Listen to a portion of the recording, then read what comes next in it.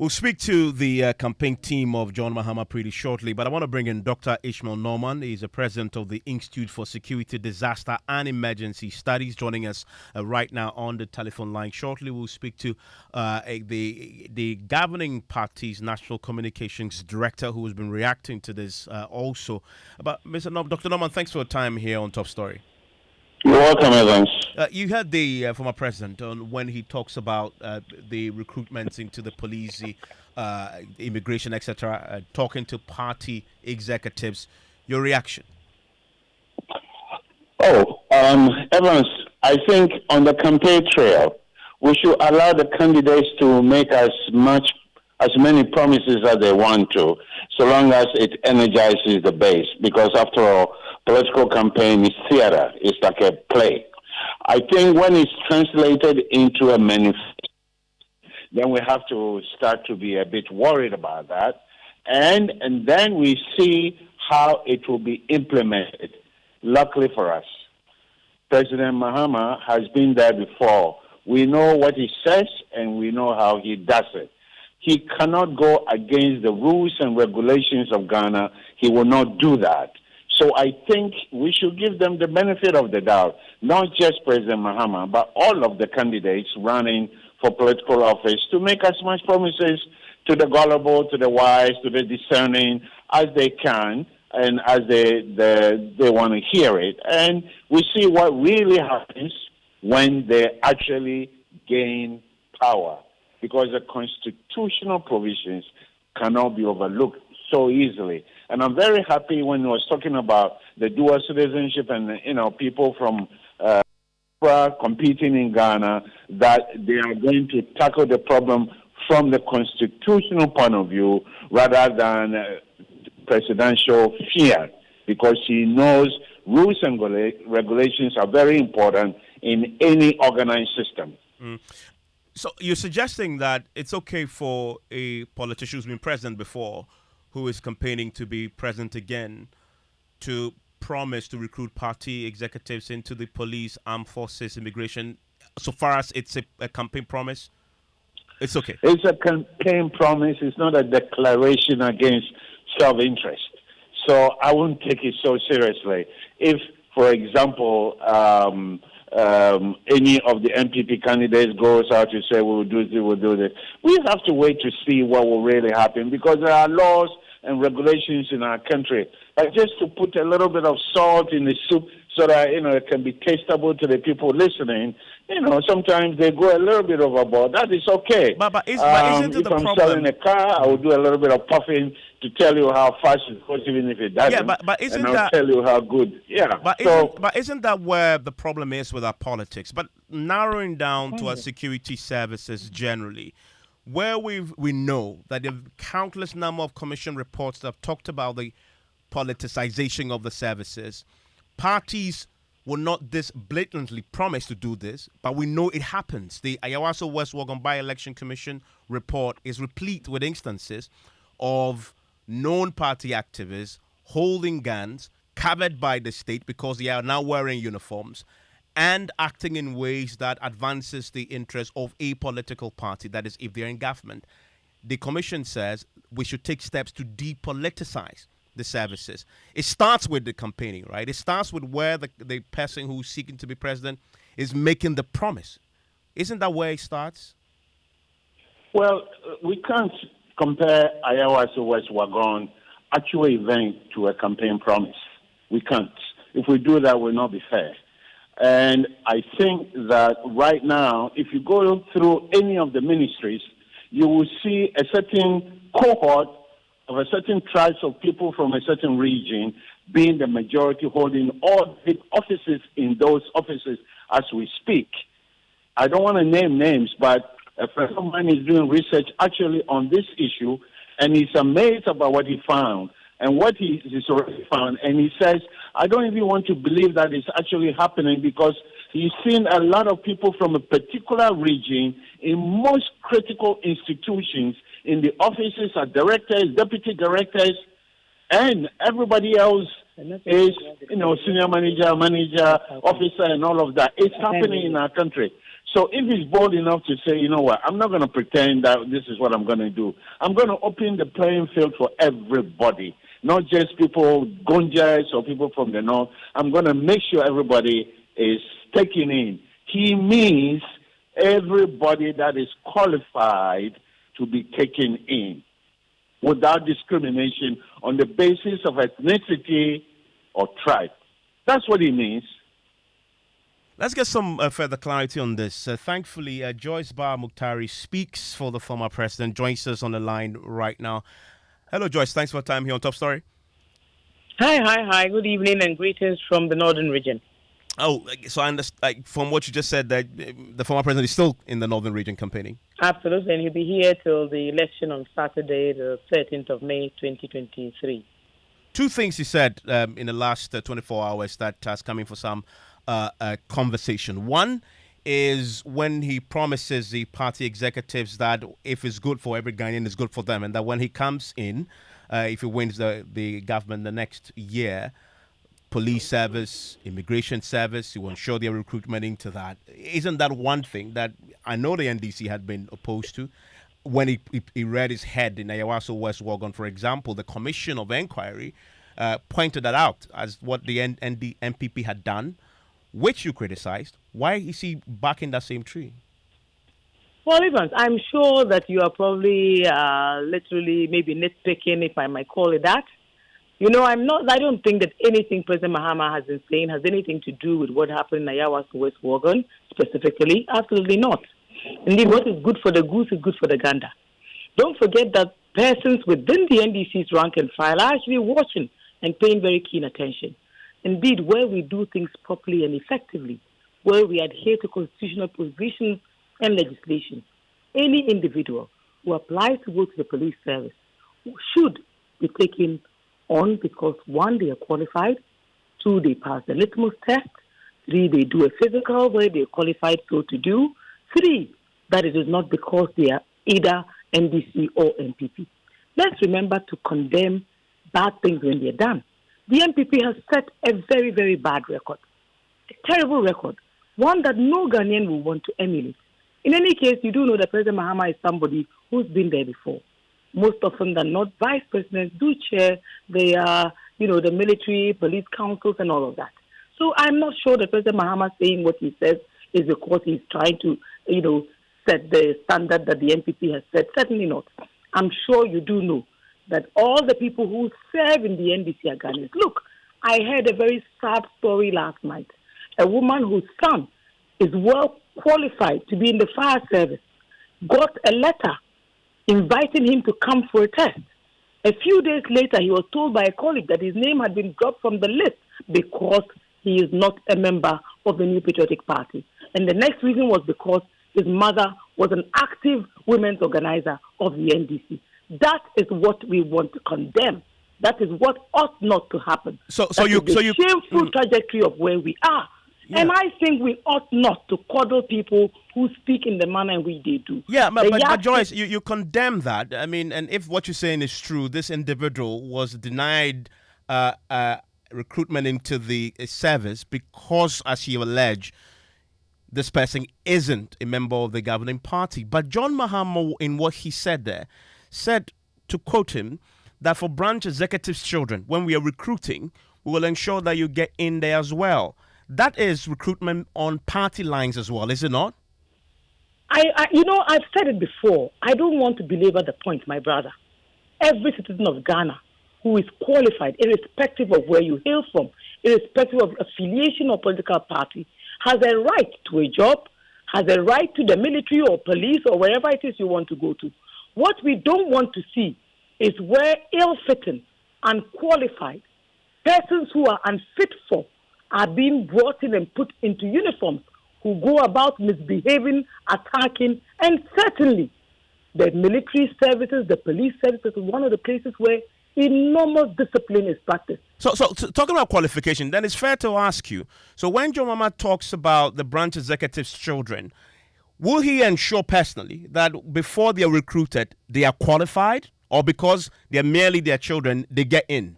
Give you an example of a similar story where a branch executive's son, better qualified, applied, received the shortlist, got an invitation, was later dropped simply because his mother is affiliated to the NDC.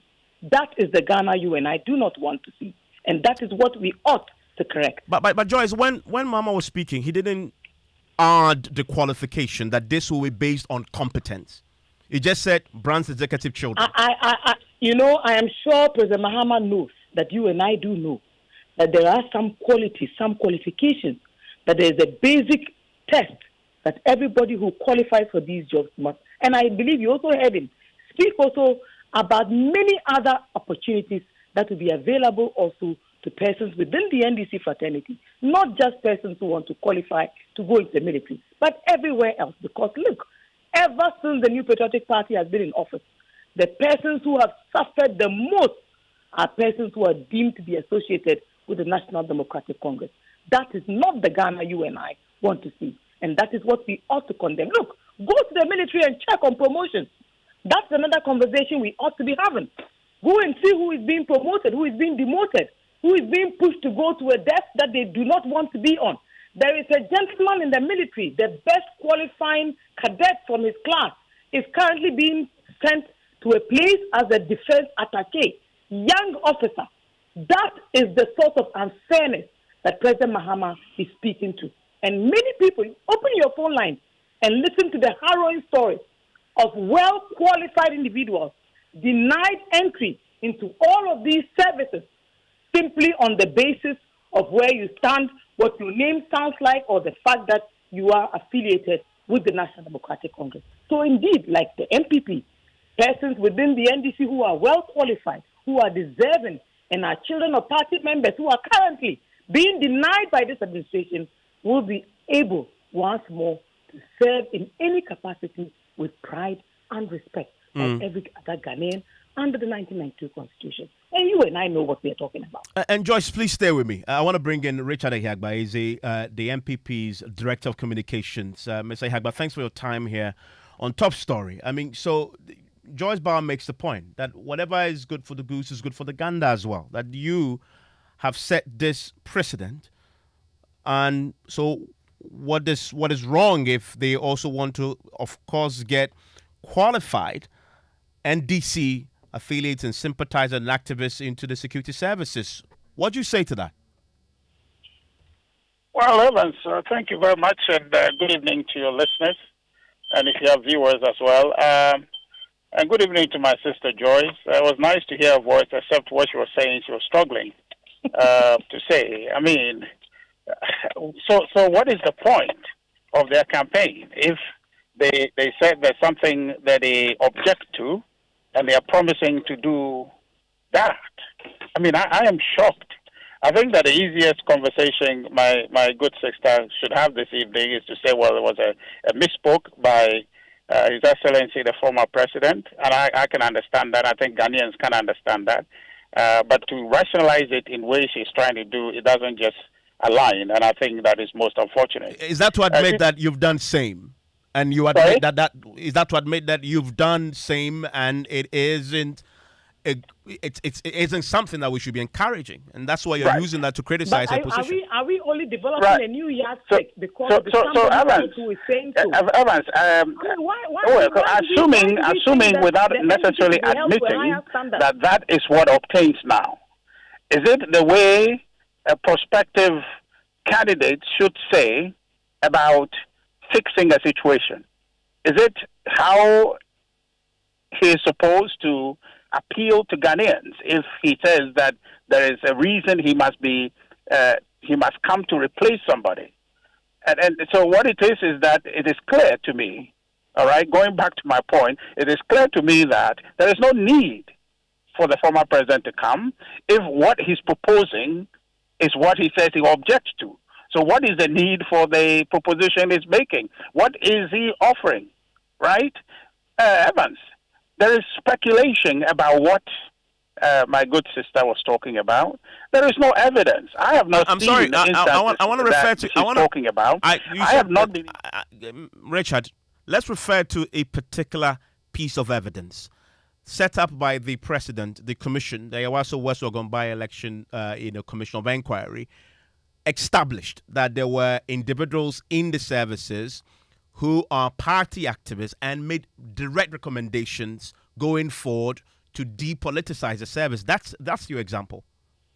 Right. So I'm saying to you that assuming that situation obtains, should we at this time be having a conversation of doubling down and a promise by a former president wanting to become president again, promising that when I come, I will intensify that? Is it a way forward or the way backward that we're seeking? Right? So that just tells you clearly that at this material moment, my good sister Joyce and our former president don't have any clear message to offer Ghanaians. They have no alternative. If really they have an alternative, then they should be showing us the right way forward if they think or they assume that what obtains now appears to be the wrong way to do things. And I'm telling you, I don't have any evidence. If people have the evidence, I don't have it, to suggest that there is an intentional recruitment of people based on party lines. If you go to Parliament, I've heard instances. Evans, can you hear me? Loud and clear.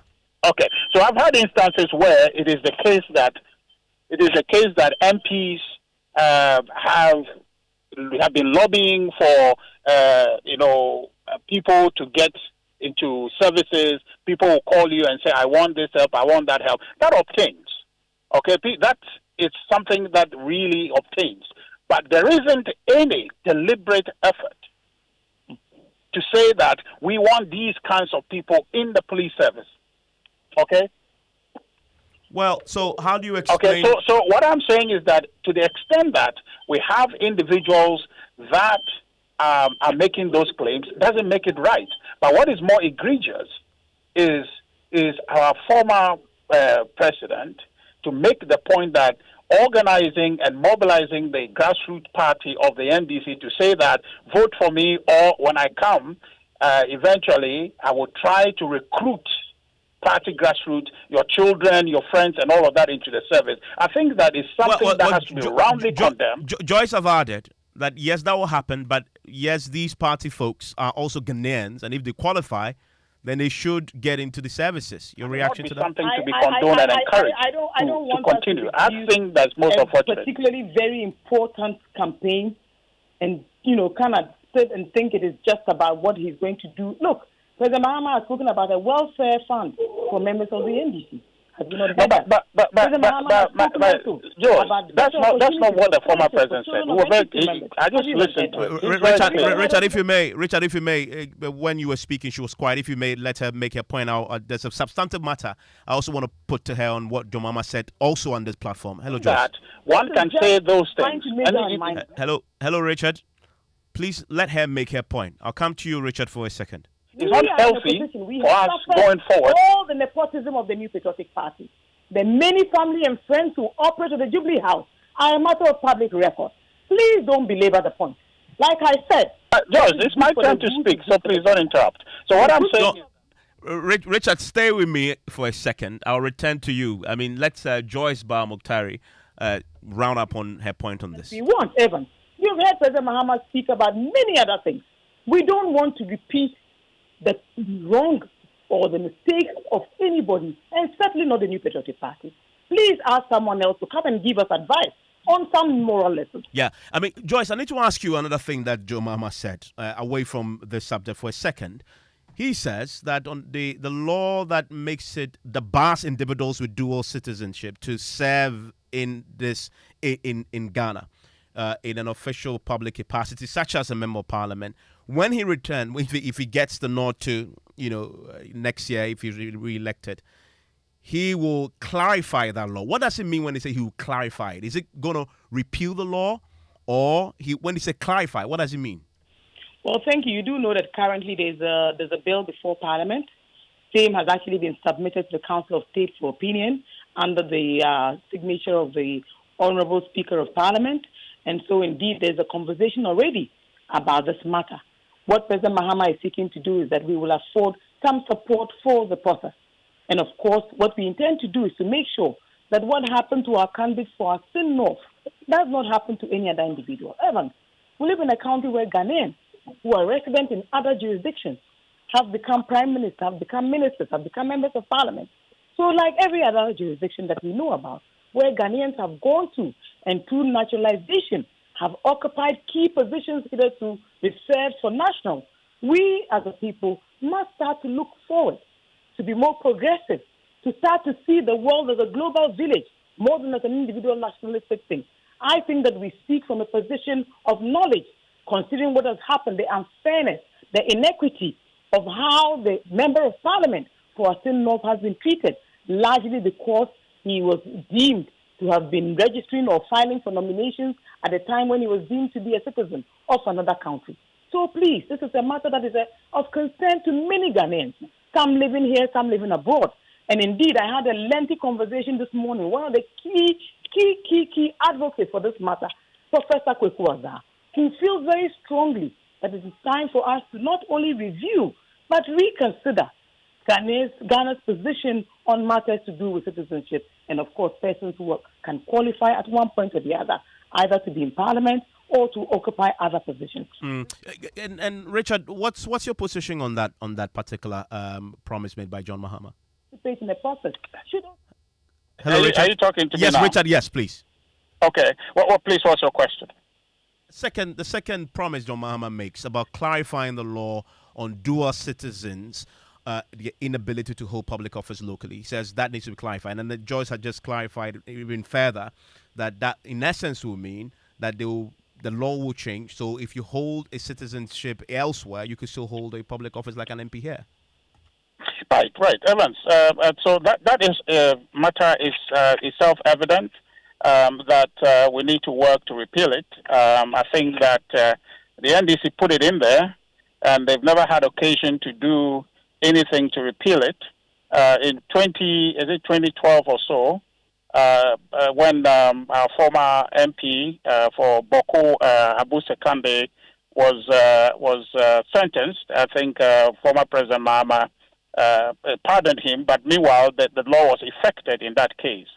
The current commentary by the former president is motivated because they feel an NDC MP is caught in the web. And that for me is problematic. The motivation is not right. But I want to tell you, Evans, that this law is being worked on rather speedily under this government. What I know that between the 19th and 22nd of this month, the Constitutional Legal Committee will be meeting in preparation for Parliament coming back into session to discuss this particular bill. The bill to amend Article 94(2)A is one of the bills they're going to be discussing. And when Parliament reconvenes, probably in July or so, that bill will come to Parliament. So really what is happening now is the former president seeing the stars aligning and wanted to be part of that conversation. We welcome it, but the point is that it was the NDC, when they had a chance, never tried to do anything about it. In fact, Joyce mentioned Professor Kwaku IV, and I think I want to commend him. He's been very spirited on the efforts to have this article amended, but to now, he single-handedly, and I recall when this bill, even before it came to Parliament, met him in a certain conversation where he was pushing and trying to lobby MPs to support it on the floor. So he's done an incredible job on it. The former president at this point is lending his support because he sees that the bill and the work done is almost advanced. And hopefully, when Parliament reconvenes again in July, this bill will come to the floor for consideration. I think that the former president is trying to just align himself with what is being done. The objective is clear, that we have to, as a people, expand the coast so that we can leverage all our human resource across board to be able to develop this country. So I think it's a good bill that is being worked out. The former president won't have the chance to work on it. It's being worked on under this government already, and perhaps this will be done before the end of President Akufo Addo's term. Thank you very much, Richard Hiagba. There is the NPP's Director of Communications. Earlier, you had Joyce Bawumia, who speaks for the former President John Dramani Mahama, and Dr. Ishmael Norman, security analyst. And join us on News Night in a second with your views and comments. Ever visited a shop, picked a whole basket of provisions, toiletries, and very essential things you need, battled a long queue to finally pay, only to be told you can't pay to a merchant number. The way that thing they pin, But with Vodafone Cash, there is no problem. Now on Vodafone Cash, you can pay all merchants on all networks. Easy peasy. Aye straight. Aye direct. Aye sharp. From your Vodafone Cash wallet to any merchant number on other networks. So whether you are buying provisions or fuel, medication or food, whatever the service or need, just pay conveniently from Vodafone Cash to any merchant's number. Simply dial *110# to make payment to merchants on other networks today. Vodafone. Wouldn't you prefer an apartment hotel? One that offers the utmost convenience of a boutique hotel while offering the idyllic comfort of your own private home. Oasis Park Residences offers luxury studios, 1, 2 and 3 bedrooms both for short and long-term rental at competitive rates. Our sky swimming pool, gourmet outdoor restaurant, and a fully equipped gym rest on a breathtaking rooftop with panoramic views of the city. Oasis Park Residences, located at Shiashi Tetekwashi, 10 minutes from the international airport, is the ideal place for all your accommodation needs. Why don't you give us a call on 020-4343-009 or visit our website at oasisparkresidences.com to make your reservations. Oasis Park Residences, more than a home. Awesome is not enough when you can amplify it. I mean, way up. If your phone doesn't have a 5000 mAh battery that allows you to use it from morning to night for 2 days, or a super fast processor that makes you stream, download, and game at high speed, or a 50 megapixel camera that allows you to take stunning photos even at night, or a 6.6-inch FHD plus screen that brings images to life and expands your view, then you need to amp your awesome. Get the new Samsung Galaxy A14 and amp your style, your speed, your play, your power, your game, and your awesome. Visit any authorized Samsung store and make it yours today. Samsung Galaxy A14.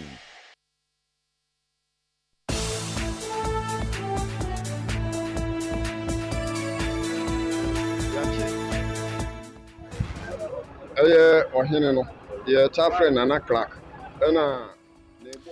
Tonight, Finance Ministry under renewed pressure to keep its promise to exempt pensioner bond holders. Also today, as they've been picketing at the Finance Ministry, demanding that they are paid the outstanding coupons. It's very painful for a police officer serving this country for almost 35 years. And the little I had for that, my stewardship, and to be taken by the government, in fact, is very disastrous. We'll hear the personal stories of some of the pensioners struggling to afford medical care while sending out a passionate plea. So just as the government, the president said, take a treasury bill and pay these pensioners so that they will not die. Stay with us for details of that, plus the Galamsey invasion of an Ashanti regional community with alleged connivance of a local chief. When I started work, the Peposo Assembly laid claim to the land. I informed the Kokoma chief of the additional cost, and I had to sort them out to enable me work in peace.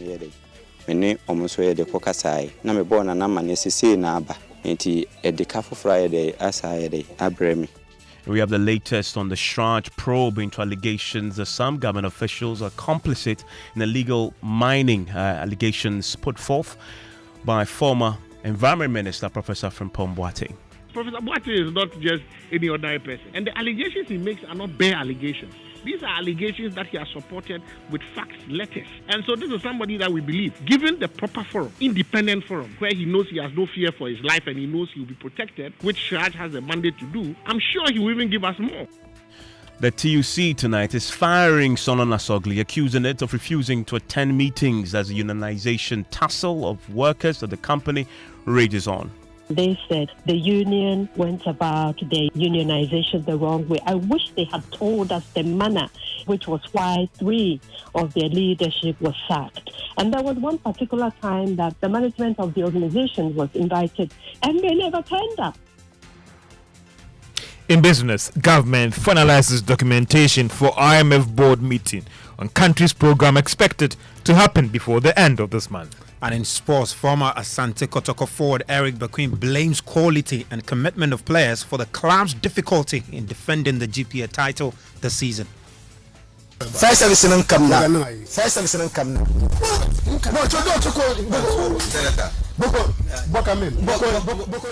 Well, that's how it started, a journalist beating while he was live on radio. Now the accused, Ibrahim Hadi Pazaga, has turned himself in and has been detained by the police. We have the very latest for you. Also on your election headquarters.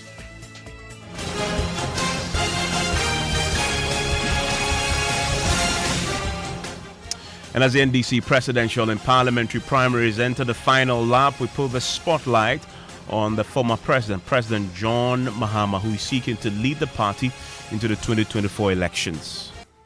I am set and ready, very ready, to build the Ghana we want together with you. Stay with us for that and more, plus your views and comments, 055-1111-997.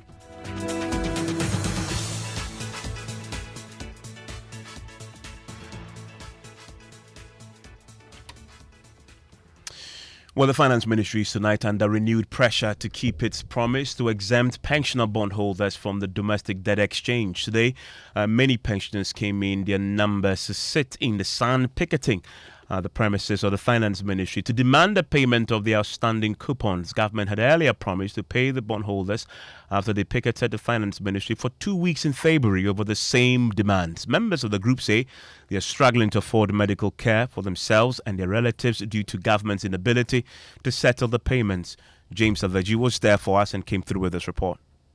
When the pensioners finally abandoned their 2 weeks picketing, their hope was to never return. I didn't start this if I didn't know it can work. But 2 months after securing an assurance from the finance minister to pay them all their coupons, they are back to press from the same demand. Convener of the group, Dr. Edwana Nienchi, explains why. 20th February, 2 coupons were due, plus principal. Government didn't pay the principal, but paid the coupons. Then we said, well, that is not what government should be doing, especially with people that you have exempted, and especially with people who are relying on their coupons for their medication and upkeep. So please pay all the arrears by 21st of April. Otherwise, we will resume picketing here until you pay us. Among the picketers today is a retired police chief inspector, Ame Vemega. He narrates how he cannot go for a medical checkup because his funds are locked up. As I'm speaking now, I've been referred to Ho to even undergo some medical checkup. And because of money issued, I've not gone yet. It's very painful for a police officer serving this country for almost 35 years. And the little I had for that my stewardship and to be taken by the government, in fact, it's very disastrous. Another protester also tells me how she is unable to take care of a 91-year-old mother because she cannot retrieve her funds. I'm looking after my 91-year-old mother, and it's very expensive because you have to buy medication. At this moment, we haven't been paid our coupons. How do you expect me to pay for her medication? We gave the government our money. We loaned the money to the government, hoping that we would get it back at the time that the government said they will pay us back our money, our coupons and principals. As of now, principals haven't been paid. There are loads of outstanding coupons. And what are people supposed to do? Others say they are disappointed in government for treating them unfairly after borrowing their meager capitals. How I feel that you needed money and I was kind enough to give you my money. So I put away my expenditures, I denied myself of certain things, and I gave it to you. Now it's time to give it back to me. Why must I be begging for it like this? It's very unfair. So that's how I feel. You are not treating me fairly. Because at the time you needed money, there were so many other people who didn't come to your rescue. I came and loaned my money to you. Why must I come and beg for my money this way? It's not right. You see, it's not fair. It's not fair. Meanwhile, Dr. Edu Ananientwi has called on government to borrow from the treasury bill market to settle the bond. If you borrow from the treasury bill market and pay them, you increase your debt level a bit, but we can bring the economy back. For principals, I don't even understand why government will not take money from treasury bills and pay the principal, because that doesn't increase your debt level. You owe 20 billion. You have to pay 2 billion, which is due. You borrow new 2 billion and pay this old 2 billion. Your debt level still become 20 billion. So I can't understand why government will not even borrow from the treasury bill to pay the principal. As these pensioners retire from their picketing today, they are resolved to continue daily until government pays their last penny. James Kwesi Avage's report, read to you. And joining us right now for a conversation is Dr. Nana Ansah Kwao. He is a convener for the Pensioner Bondholders Forum. Dr. Nana Ansah Kwao, thank you for your time here on Newsnight. Yeah, thank you very much. Also joining me is a convener for the Individual Bondholders Forum. They are also scheduled to hold a town hall to discuss some of the key issues. They've been sitting in the committee with the Finance Ministry to trash out similar concerns. But Dr. Nana Ansah Kwao, so since today's first day of picketing, it's been a few hours since you retired. Have you had any call from the Finance Ministry for a conversation or assurances that you'll be paid? No, we haven't received any calls. So as it stands now, and pretty much nothing has changed. Pardon? As it stands tonight, pretty much yes. nothing has changed. We haven't received anything at all, no information from the ministry. Do you have clarity on what bonds exactly are outstanding as we speak? How many? No, the bonds that must be the principals that are due now. We have 3 principals that are due to be paid back to people who lend the money to government. And then we also have, as of today, 19 coupons. That is, if we had information, so people can confirm that they started receiving their coupons, which were due on the 1st March and 6th March. They started receiving that last Thursday and Friday. That is after we have informed the police that we were going to do our picketing. The government started paying for the coupons that were due 1st March and 6th March. People are confirming receiving that. Not everybody has received, but once people can confirm they have started receiving that, we assume that everybody will get that paid. If that is taken off, then we had 19 other coupons outstanding as of today. 19 coupons outstanding from 13th March up to today, which is May 8th. 19 coupons. Then we have 3 outstanding maturities. That is the principals that has matured and must be paid back to the bondholders. And the first one has been outstanding from the 20th of February, making it 77 days in arrears. And if your principal has matured and you must get your money back, and the money is being held for 77 days without interest, that is not how to treat investors. The second one, principal, also has been outstanding for 63 days now. The third one is outstanding for 21 days. And you see, when your principal is outstanding and is not paid, it means you are not earning interest on that amount. The amount should have been paid back to you so that if you want to reinvest it, you can reinvest and earn income on it. If you want to use it for other projects, you can use it for other projects. But this is the issuer still holding your money, and you are not going to get interest on that. How do you, even if you are giving this your money, loss of value?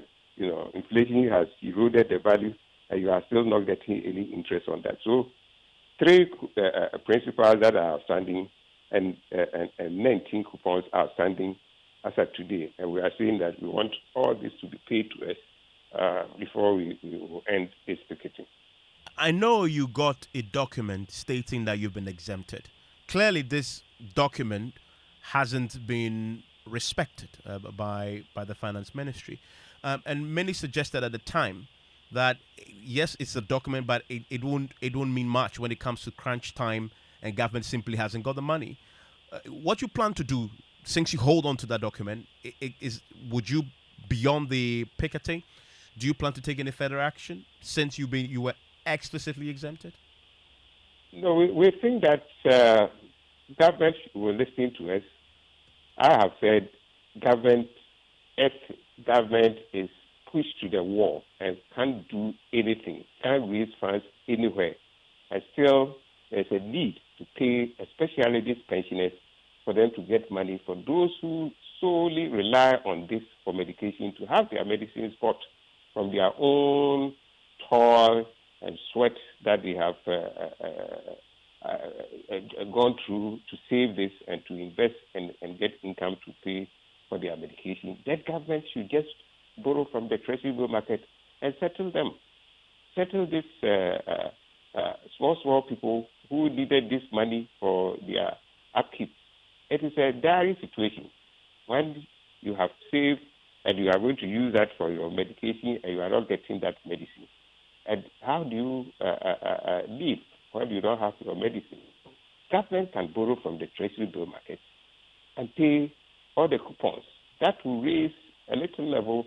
After that, we don't even know how much the amount is involved, how much is involved in terms of the coupons that are due to pensioners.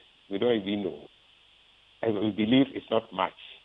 Government can borrow a little more than it needs for the paying mature treasury bills and use that little. The government can determine that every week you know how much you need to pay for coupons. So if you need 2 billion to settle maturing treasury bills and you need let's say 100 million to settle coupons, borrow 2.1 billion and use the 100 million to settle mature coupons and let people have the money to buy their drugs and take care of themselves. That is all that we are saying. And if you think it was going to raise your debt level, I think it's better to raise the debt level and save people from dying.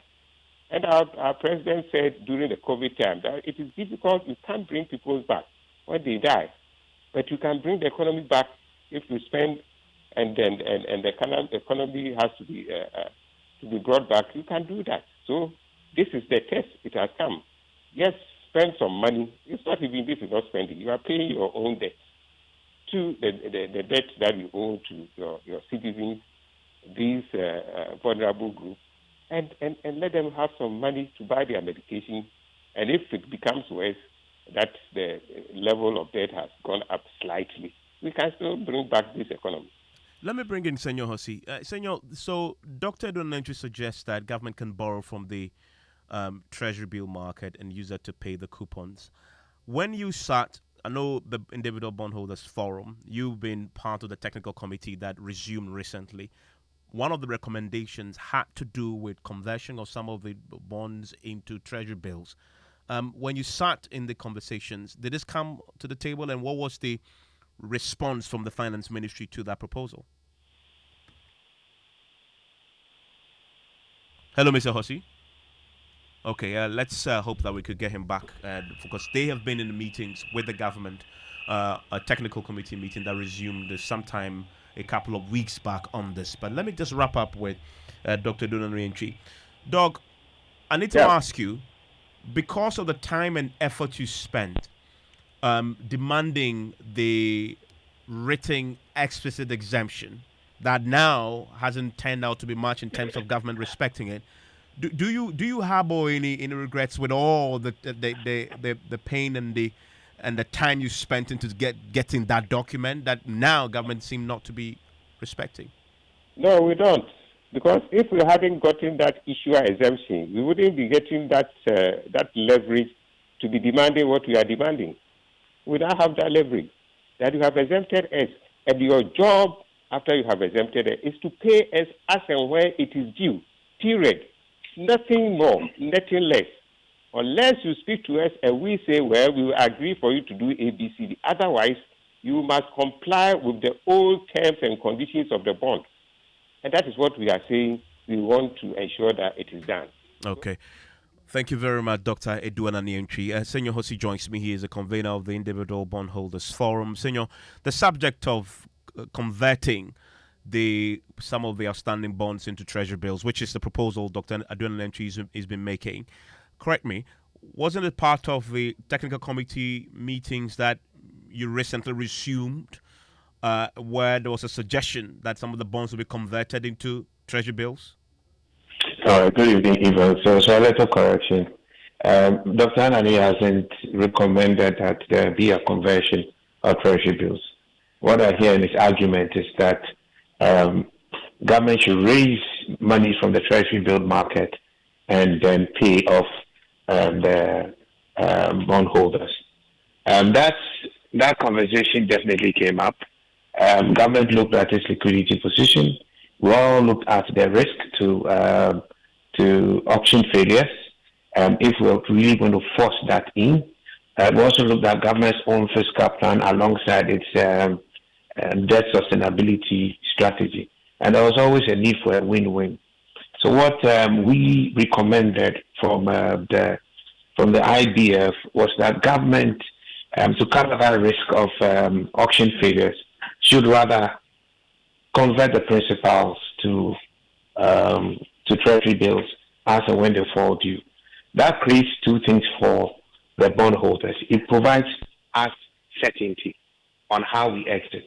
Now, we choose treasury bills because they are the most actively traded instruments on the market today. Effectively, our bond market is dead for now, or it's in coma for now. But the treasury bill market is very active. So that creates room for people to liquidate their positions subject to secondary market conditions. That also eliminates the risk of value or loss of value due to the time value of money for delayed payments in any of these instruments as and when they fall due. Government looked into it. We had very good negotiations, and we tried to find a win-win both for government and also for us. So we can actually move this process forward. We definitely have rights. But as I always tell people, it's one thing to have a right, it's another thing to be able to exercise it efficiently. And that's why sometimes we have to rather opt for arbitration, for negotiations, so we can move the process forward. People have real pressing needs. We need to have a sustainable structure that can both meet their needs and also face the realities of our time. I have been very clear. The economic circumstances and who is responsible is not in dispute. But whatever it is, we are where we are. So we must work together to find a way to get out of where we are. And that may need all of us to make some level of compromise in a structure that works for all of us. And that's been the consensus from our part. And we think that we have a structure that can get us going. And this structure has been signed off. Also requires government to pay the coupons on time so that the immediate liquidity needs can also be addressed whilst the principals gets moved on into the treasury bills. When you get to treasury bills, Evans, you can go to the secondary market and cash out. You may take a hit. You may end up losing 5%, 2-3%, depends on the price on the market. But at least you have an instrument that's much more convertible to cash than our current situation. And we also put in some structures and agreed looking at government auction plans with some level of commitment from government to prioritize surpluses from the auctions towards defraying our coupon arrears. So if you realize, since last week, we've had some payments coming through. I think we had some payments on the 28th. On Friday, 3 payments were authorized, but I think they're taking a while. Some banks have confirmed today. So I think we have about 4 out of 19 coupons that were outstanding. I think now we have a few more coupons maturing today. So that may take the number a bit further. So we hope to wrap up our work, sign off maybe by close of day today. And then tomorrow we should be able to present our summary report to bondholders and the broader market. And this structure, the finance ministry, the government, they've signed off on it. So this is a committee's work.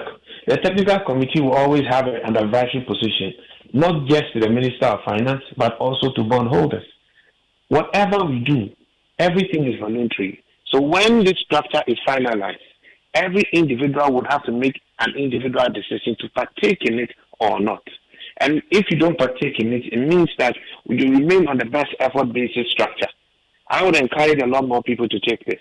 Okay. I think this provides you certainty. There's so much financial prudence in it, and I speak as a financial analyst, an economic policy analyst, and I don't see why you shouldn't take it. But is it better than what you really had before? Obviously not. You're better off with your cash. But you have to be practical to your time.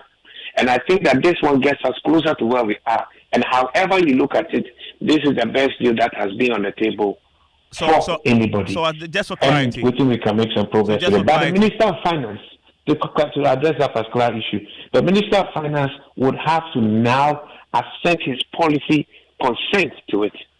And that, we hope, should be done within the week. Because these conversations have not been done on his blind. There's been some consultations with him on the sides with the technical committee. His representatives are definitely talking to him, and his Minister of State, who's been active in the process, Honorable Anta has been active in the process. So I believe that Honorable Kefurata knows what's going on. Honorable Abner Osasa has been very active, very progressive, trying to move this process forward. So, Senor, for clarity, this new structure will require the government to pay the coupons on time. Yes. When they fall due. So there's going to be a cut-off date. Our recommended cut-off date is 31st May. So practically, government is going to hold an arrears of all coupons up to 31st May. Now, the coupons going on from 1st June, from the committee's proposal, will be for government to now be on time on coupons. Okay. Now, the arrears, government is going to face it over time, and we are hoping it faces it between now and the end of May, subject to liquidity challenges. That's the caveat in our reports today. And that means that there's a possibility of a spillover into June. So the arrears will be faced progressively. But the coupons that are supposed to be due beyond the 1st of June must then be prompt. When your house is flooding because your bathtub is open, the first thing you do is to close the tap. It is not trying to take a cup to try and throw it out. Senor, thank you very much. At least that offers some clarity about this agreement that has now been reached in the technical committee meetings. Details of this, of course, we expect in the coming days. But we get some clarity. And Georgia Phil will join us very shortly with business as we begin to learn a bit more about this agreement, payment of the coupons on time, but starting from the 1st of June going forward. All the coupons that are in arrears before then will then be spread over a period, as he says, will be paid before the end of the year. We'll bring you more as and when we learn it. Still listening to News Studies on Joy 99.7 FM. And if you are a lawyer in Ghana, brace yourselves, because soon you'll be mandated to complete a minimum of a 12-hour professional development program in a year before the renewal of your license. This will now become a prerequisite for renewal of your license. And we'll be getting a bit more detail from the General Legal Counsel. My colleague Kojo Brace joining me here with details of this. Kojo, earlier it was reported that this will be in a form of an examination for all lawyers. The General Legal Counsel has been clarifying that. So what exactly then is the new strategy going forward, the initiative they're about to roll out? So this was contained in a speech read by the Chief Justice, and to quote him directly, he says, lawyers in the country will soon be mandated to complete a minimum of a 12-hour professional development program in a year before the renewal of their license. This is to help broaden their knowledge and contribute to their growth in the profession. In line with plans were far advanced to make the program, which was enshrined in the Legal Profession Rules 2020, Legislative Instrument 2423, a prerequisite for the issuance of a practicing license to all lawyers under the Legal Profession Bill, which would soon be made a law. Okay, so what's the rationale for this? Now, the rationale is that it is to help sharpen the skills of lawyers and to keep them abreast with recent development in the law for the benefit of the client they serve. That's what the Legal Counsel is seeking to achieve. Let's speak to the Ghana Bar Association, the Association of Lawyers. The spokesperson, the PRO for the association, this is Samuel Kuji, joins us on the line Right now, Mr. Kujo, thanks for your time here on Newsnight. What do you make of this initiative as detailed by the General Legal Council? Everyone, good evening and good evening to your listeners. My name is Savia Kuje. Savia Kuje. Not Samuel Kujo. Yes. Savia Kuje. Yes, Evans, this is not new. If you care to know, over the years we've been organizing what we call continuing legal education for our members. We have resource persons from within ourselves and or from among ourselves, and also some judges, and sometimes even experts in other areas. And regulation, LI 2423, Rule 84 is clear on that. Now, we want to formalize it because what we've been doing over the years is not compulsory.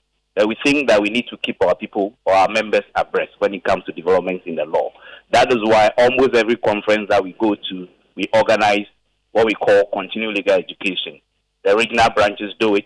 Greater Accra, I believe, is even scheduled one for 24th of this month. But now we want to make it such that credit hours will be counted just as we run courses at the universities. So per LI 2423, Route 84, a minimum of 12 hours is required within a calendar year per lawyer to be able to renew your license. So for me, it's not anything but in line with it, Ghana Bar Association is actually in the process of developing a software to the extent that even if you are not in Ghana as a lawyer who is a member of the Ghana Bar Association, who wants to practice in the Ghanaian course, if you want to renew your license, you can sit anywhere and log on and participate in this program. To the extent that even if you are not able to do it live, you can go back to the system and do it and show evidence of doing that, because we are designing the system in such that it will mark you, it will show that you've actually participated. And what form will this program take? Is it lectures, practicals? What is it? Exams? Normally, it's lectures. Over the years, during our annual conferences, we break into sections, and then various topics are discussed. Over the past 2 years, I think we started from Boga. Now we're doing that plenary so that everybody else will benefit. Over, for instance, last year is done. This year we'll do it again in Cape Coast.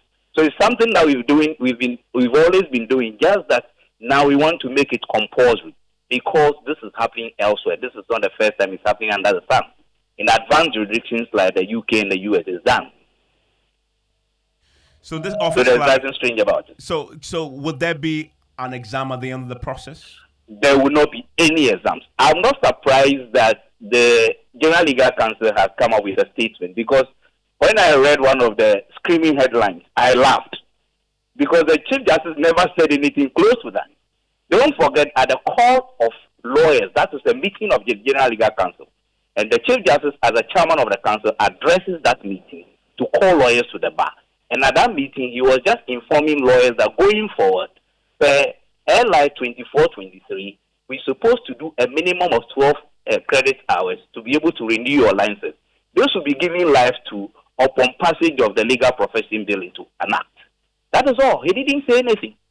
So when I heard lawyers were to write exams, no, even some time in the recent past, judges were being recruited to the High Court by doing examination. That has even been done away with. Now what we do is just interviews. But I think a few years, about 5-7 years ago, we were doing exams. But that has been stopped. So lawyers are not required to write any exams. What you're required to do is to show evidence of participation in what we call the continuing legal education in fulfillment of Regulation 84 of LI 2423, which will be giving life to when the legal profession bill is passed into an act. Sabia, thank you very much. And he speaks for the Ghana Bar Association. If you are a lawyer, I want to hear from you, 055-11-11997. After business, we'll take you into the political space where the election headquarters focusing on John Dramani Mahama. Remember that the NDC's parliamentary and presidential primary is this weekend. We are all over it for you here on your election headquarters. George, what do you have in business? Well, Evans, coming up in business, government finalizes documentation for IMF board meeting on country's program expected to happen before the end of this month. And Parliament urges action on Auditor General's report to prevent non-compliance and application of disallowances and surcharges. The business news on Newsnight is brought to you by MTN Business. Welcome to the new world of business. Allianz Life and Ghana Pay. Isn't life wonderful when everything worth doing is scheduled? Hitting the stop button on your alarm just in time for your morning jog. That happy moment listening to your baby's heartbeat at the doctor's office. Or an arranged virtual meeting with that big client. Buy airtime ahead of time with scheduled airtime service on MTN Momo. You can schedule your airtime purchase of any amount, daily, weekly, or monthly by dialing *170# option 3 and follow the process. Or simply dial *170*311# for a superb airtime purchase experience. You enjoy 100% bonus airtime anytime you recharge yourself with MTN Momo. Keep on talking with that 100% feeling. So, what are we doing today? MTN. Son, we are so proud of you for setting up this hospital. I really love those hospital beds and waiting chairs. By the way, did you import them? No, Dad, I didn't. I actually got them from Kindle Books and Stationery right here in Ghana. Wow. We also bought our office supplies, safes, executive desks and chairs from Kingdom, and they gave us expert advice on how to set up our office. Guys, that makes 3 of us. I also got our sofa and bedroom sets, plus our dining hall furniture for our new home from Kingdom. Wow, Mom, that makes 4 of us. I usually get my stationery items from Kingdom, and my teacher also mentioned that our classroom furniture was provided by Kingdom. So there you have it. Whenever you're thinking about setting up an office or acquiring furniture for your home, etc., Kingdom Books and Stationery should be your first point of call. With over 40 years experience in the industry, we stock and supply a wide variety of globally sourced office and home furniture, stationery and equipment. Visit our head office, Osu Akwaje, or our office near the Osu Stadium. We're also in Tema Community 1, opposite Olam SHF, Kumasi KNUST campus, UCC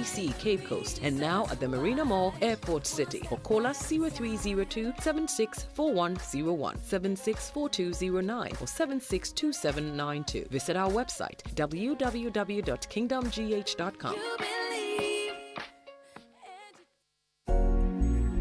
Do you know Flamingo Paint has superior properties than any other paint brand on the market? Listen, when you take 1 bucket of Flamingo Paint, is equal to several buckets of any paint brand on the market. So, Flamingo has superior hiding properties, superior coverage, it means it covers, and superior durability. Flamingo Paint, superior hiding. Flamingo Paint, superior coverage. Flamingo Paint, superior durability. Flamingo Paint, simply superior. Luxurious affordable living is your right, and no one understands it better than BOT Properties. BOT Properties specializes in modern residential buildings and commercial office spaces. Our properties include the Equator, a 12-story made up of over 100 apartments near Accra Mall. Other Equator courts, we offer you the deluxe living experience with our top-of-the-range homes, high-quality homes built with style and precision to suit your lifestyle. The Equator Courts is a gated community with 2-story, 4-bedroom detached houses at Ogbojo, East Legon, near American House. Our office complexes include Zion House, Shiashi, East Legon, Zion House, Sofa Line Interchange, Kumasi. Our offices and apartments are for both rental and outright purchases at affordable prices and with flexible payment terms. Kindly contact us on 0257 960 919 or visit botproperties.com. BOT Properties, the new meaning of affordable luxury. You're welcome back to Business on Newsnight. Now, government has concluded work on the required documentation for staff of the IMF on the country's program. It is coming after Joy Business picked up information that the IMF boss is expected to consider Ghana's program request before the end of this month.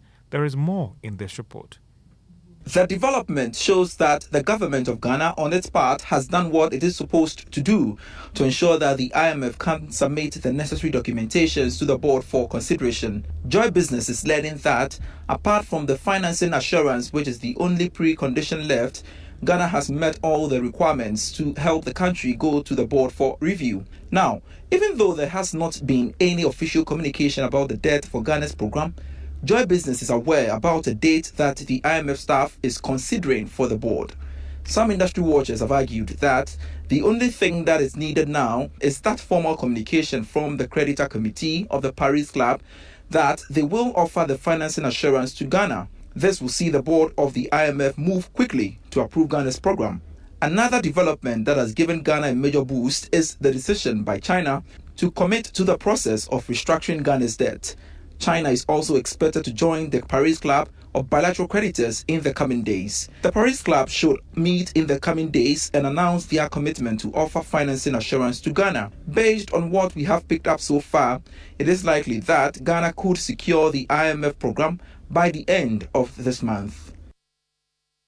And that is a Business Desk report. Now, in a separate development, IMF has given the firm assurance that it would work with its partners to help deal with the debt challenge facing Ghana and other African countries.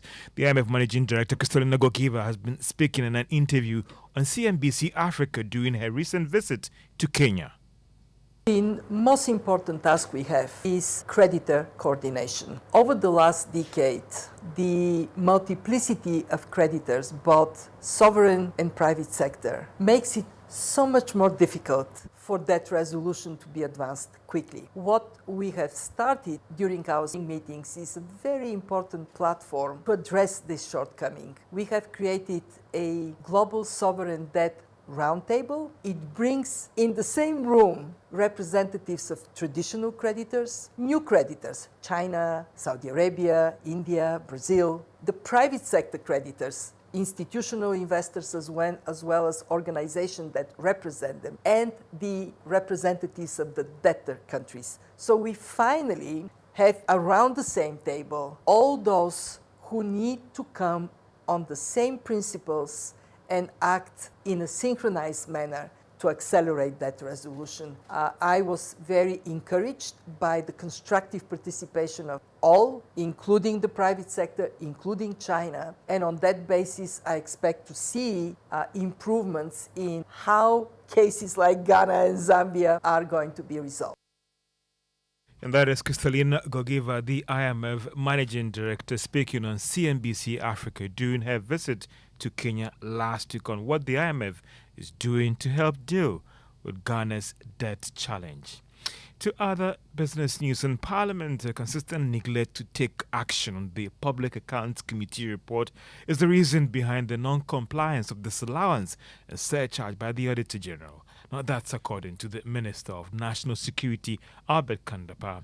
He was speaking at the 19th Strategic Review meeting of the Government Board, and he called on leaders of Parliament to be proactive in addressing the issues. Inherent deficiencies in the operationalization of the cycle of public accountability discussed earlier, particularly regarding delays by the leadership of Parliament to swiftly act on the report of the Public Accounts Committee, has served as a main reason for the non-application of disallowance and surcharge by the Auditor General. Rather than overlook Parliament in the exercise of disallowance and surcharge, reforms aimed at expediting actions by the leadership of Parliament on the reports submitted by the Public Accounts Committee should be aggressively pursued. Albert Kandapa is the Minister of National Security. The Ghana Enterprises Agency has commenced training for beneficiaries under the You Start Skills and Job Creation Initiative. This is the beginning of the flagship policy by government to upskill the entrepreneurship drive in the country and create more than 1 million jobs for the youth. Minister for Trade and Industry Katie Hammond, after touring the centers in Accra, expressed confidence that this would change employment phase in the country.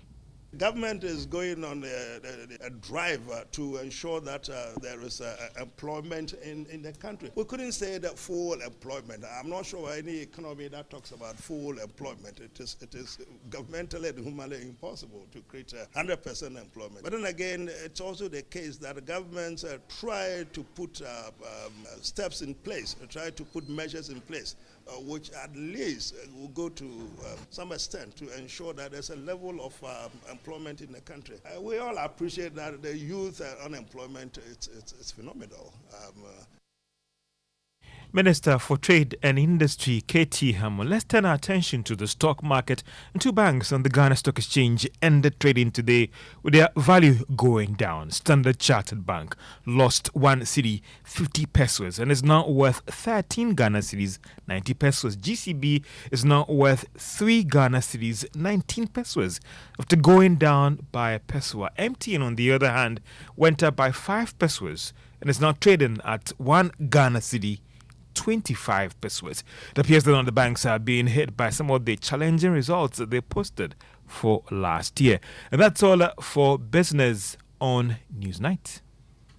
Thank you very much, George. And George, we're listening to Senor Jose detailing the agreement that they've reached in this joint technical committee between themselves and the Finance Ministry. If what he says is signed off by the finance minister, that will be great news indeed for a lot of the people who have been following this very closely. Interesting. And some will say that the government is facing some serious liquidity challenge, and it has to find a way to deal with this challenge now. And for a lot of people, they are looking forward actively to this fund program being concluded, and that could help at least bring some stability to the market and ensure that some of these issues are dealt with in terms of the liquidity challenge and how to move the economy on.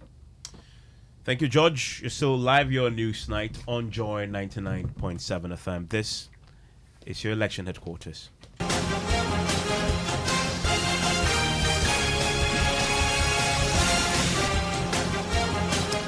Well, he has been called the presumptive candidate, and yet experts say that former President John Mahama's quest to become the next flag bearer of the National Democratic Congress will not be a walk in the park. The former leader is facing stiff opposition from former Finance Minister Dr. Kwabena Duffuor and former Mayor of Kumasi Kojo Bonsu. Now, the two will be slugging it out this weekend as delegates head to the polls to choose the next presidential candidate of the largest opposition party. Now, the Joy News political desk has been looking ahead to that contest as we put the spotlight on John Mahama. Blessed Soga has more.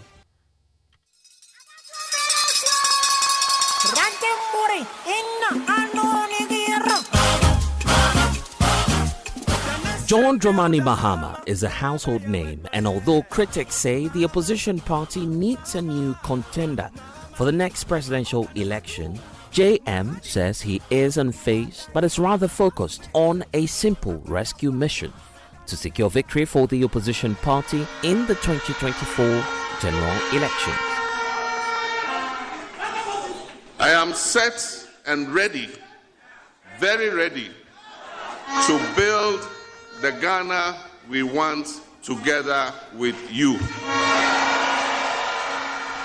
But John Mahama, as former leader of the party, has had a checkered political history. After leading the NDC to victory in 2012, he has failed on 2 consecutive occasions to win any election he's contested on the ticket of the NDC, having lost the last presidential election in 2020.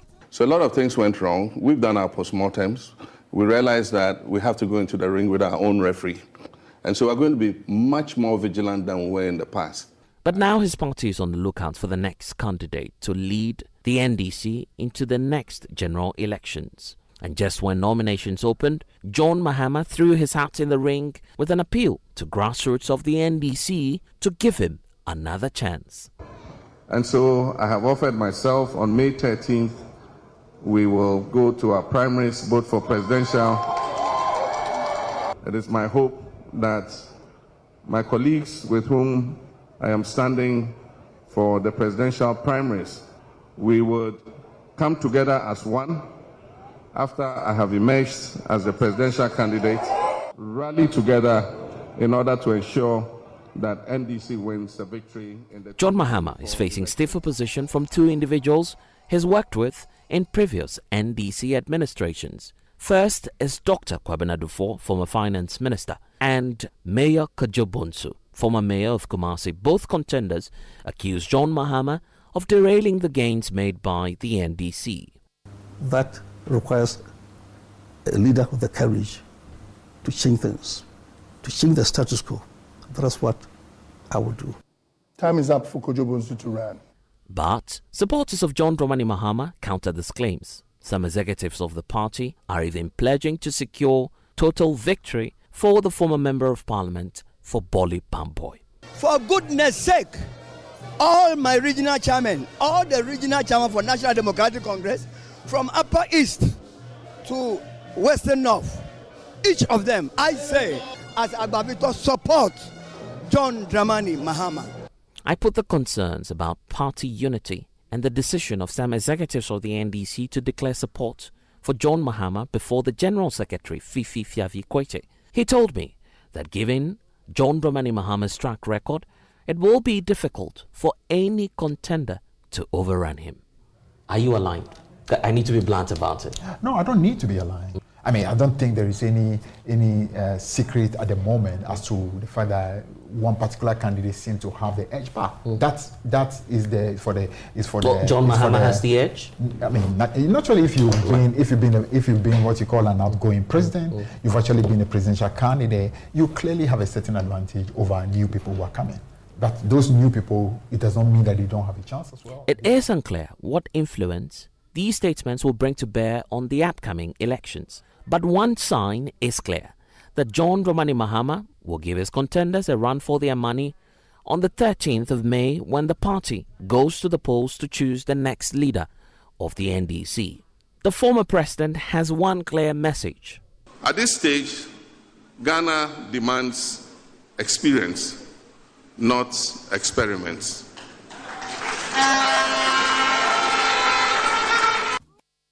And you want to join your election headquarters here on Joy 99.7 FM and the Joy News channel from Friday, the 12th of May into close of day, 13th of May, this Saturday, for a comprehensive coverage of the NDC's presidential and parliamentary primaries. 70, 71, 72.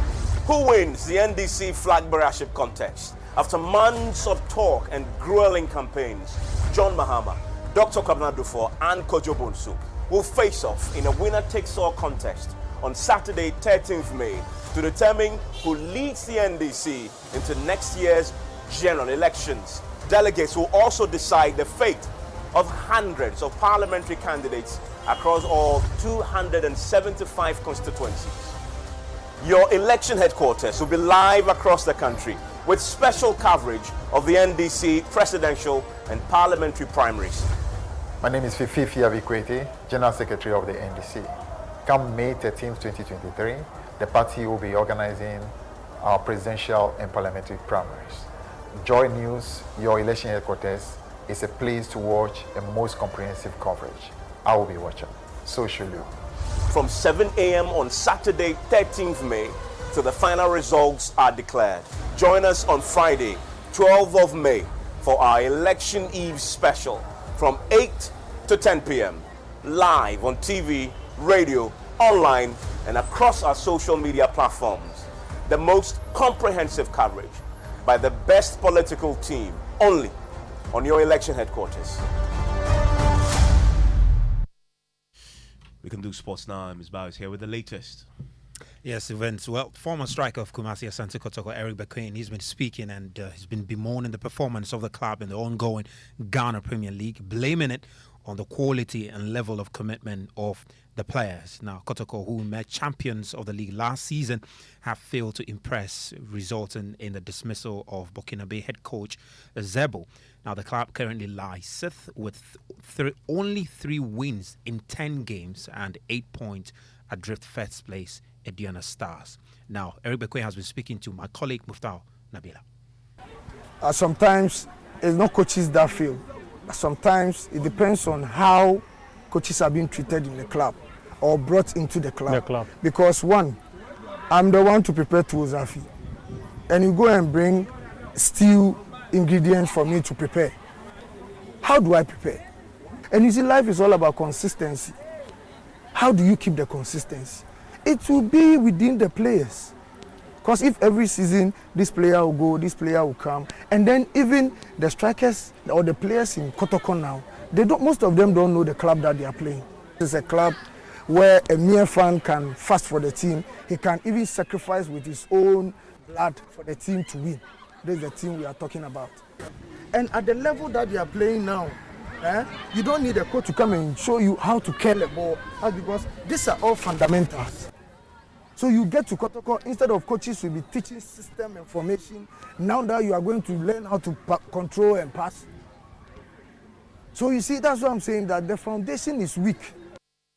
Eric Bequain, very, very prolific striker for Kumasi and Sete Kotoko in his days. So its words do mean something. But in the Ghana Premier League, Diona Stars were in action today and they drew 0-0 with Kareli United. And Midiama and Bechem United, it ended 2-1 in favour of Midiama there.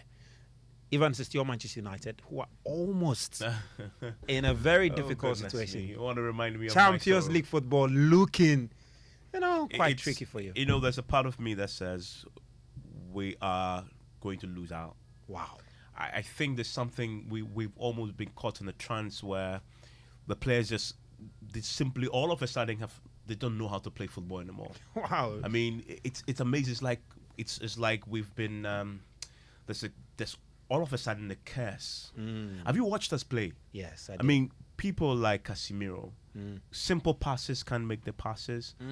Somebody who's adept to touches like that, for example, Ericsson, unable to make simple passes as well. And Marcus Rashford we are sleepwalking away out of the top four. And David De Gea, you watch the coach, his body language by the touch line. He's bemused. He just doesn't know what's happening. He's like he's seen a ghost. But I think you have the experience. You just might nick it. You deserve to play the Champions League. Yeah. Thank you, Ms. Bao. Have you been to the Abuachi Festival before? I planned to be there this year, but I couldn't. Okay, well, it just happened over the weekend. And my colleague Jacqueline Asama Yeboah was there and filed this beautiful report. If you missed it, these are highlights. The Abuachi Festival is celebrated annually every first week of the month of May with several activities. The Friday preceding the hunt is spectacular for Abuachi. Two groups, Tiafo and Dentifo, parade the town with their gods along selected routes in turns to prevent clashes.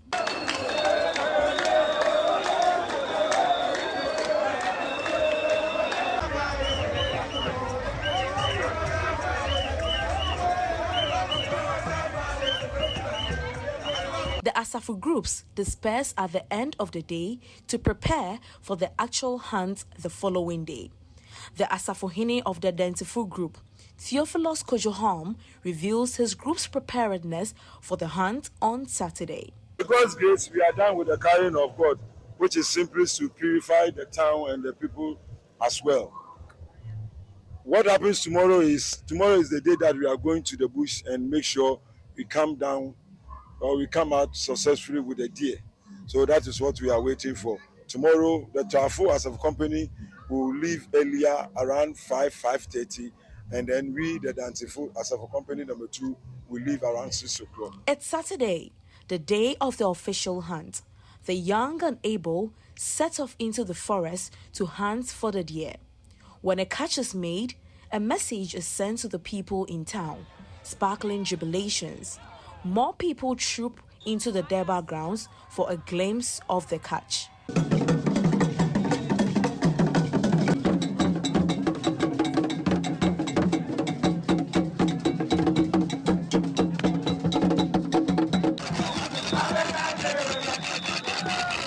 However, this customary practice has long been shelved because sometimes the date could fall on or soon after the Christian Easter celebrations, resulting in difficulties and inconveniences for some of the would-be festival attendants. It is one of the most prominent festivals, which is celebrated with much zest and panache in the Efuti community.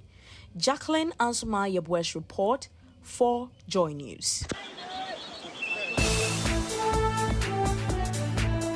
And that's how we end Newsnight tonight. Up next is That's My Opinion, Supply of Workers versus Demand for Workers. Nana Ansah Kwao is your host. Enjoy the rest of your evening.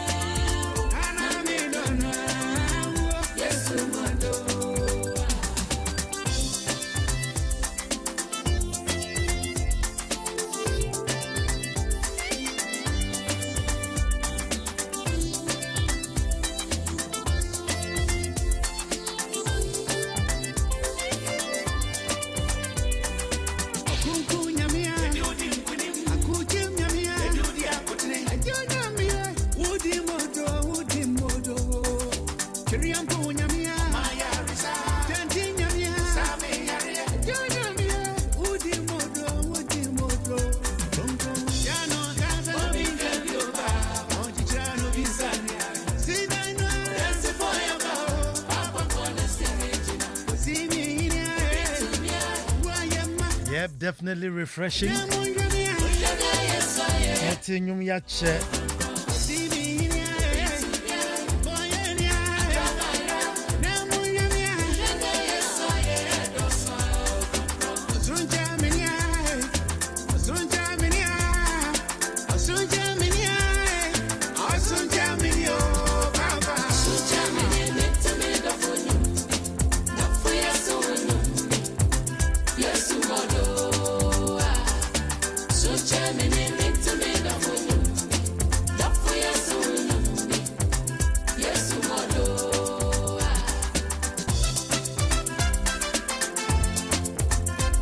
Stephen Janko, your presence, all the way from Tinkong, all the way in Germany, Emmanuel Houston, Kletu Seku in Kanda, Winneba Sarah Amanfo, Eugenia Sintimedi,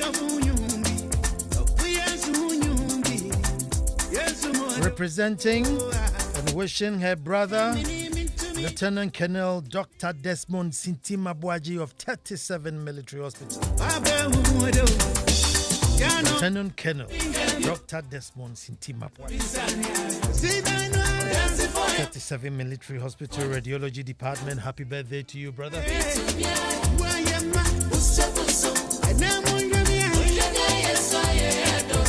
Can you imagine? Obviously, you have to be, kind and polite and smiling. I realized, no, Kofo smile, Nano Dinkakra. And he says, Sherman and Santos, come and sit down, They came all the way from Prampan to the Republic. I could not believe it. Charlie, Sherman and Santos, you do all. Charlie, now I have to come to Bruce Barbecue, man.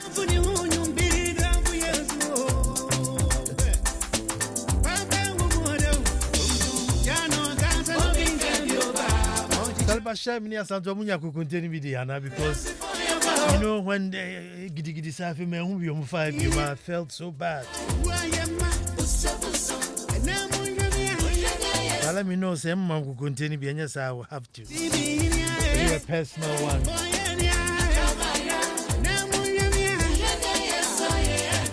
Dinah and Kakra listening to me on your way home. Thank you so much for tuning in.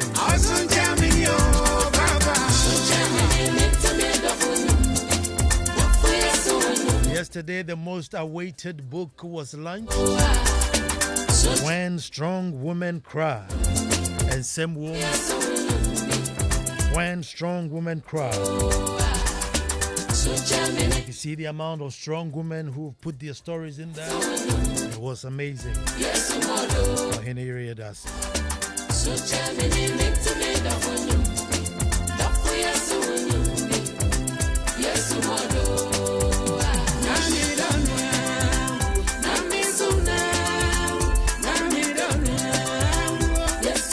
Evans Komladovo Aristo in Koforia. Tofik of Tough Smarts Technology.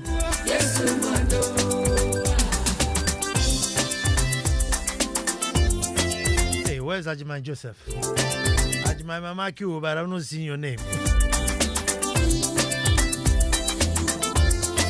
Clement from MAPS Tema, MPS Tema.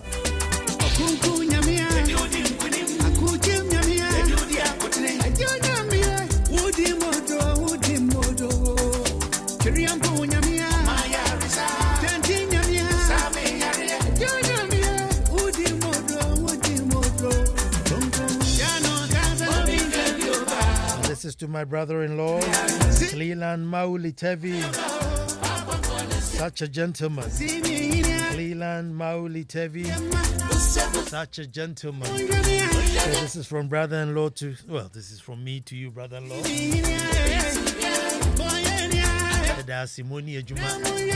Only I only have one sister. Yes, I can worry about home. This is clear, and the sisters are finished. I would have given you one more. I did back home.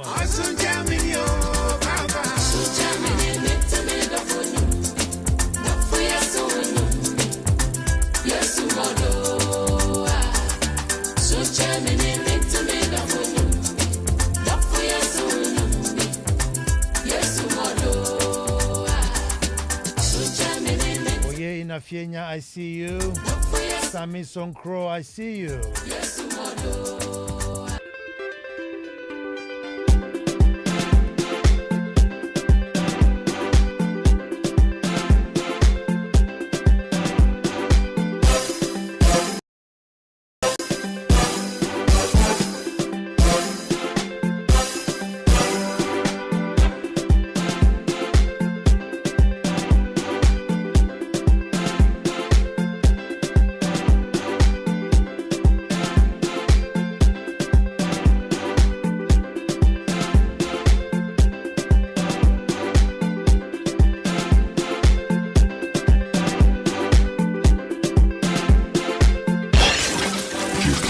The moment you've been waiting for.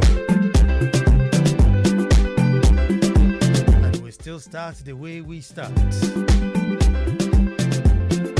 I hope you haven't forgotten. Folks, until the lions have their own historians, the tales of hunting would always glorify the hunter. And yes, by all means, we shall say that again.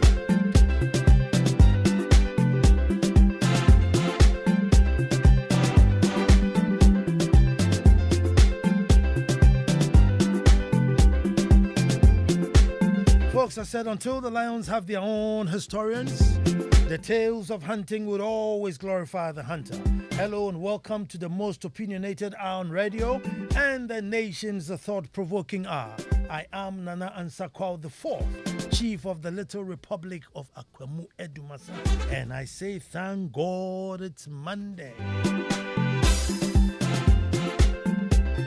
It's been a while, it's been a long while, and oh, have I missed you, and I'm sure you have missed this ritual, our once in a week unique ritual where we all meet from all walks of intelligence, and we meet for one purpose, to show love to nation.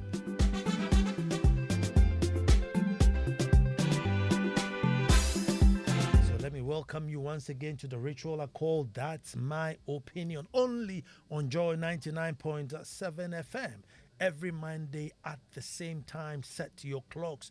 So at this point, I say let us all gather and make truth good. Our topic today, folks, supply of workers versus demand of workers. Supply of workers versus demand of workers. Folks, you may call it a ticking bomb, but the number of unemployed youth, as per recent statistics, is worryingly too high. And this is certainly not the first time we have talked about issues of employment here. But can we stop while we are staring at the face of looming danger? Folks, according to the third quarter labor statistics report of Ghana 2022 Annual Household Income and Expenditure Survey, released by Ghana Statistical Service, 2.5 million youth are not engaged in any form of education, training, or employment. What did them guy? They said 2.5 million youth. That's like the whole of Equatorial Guinea.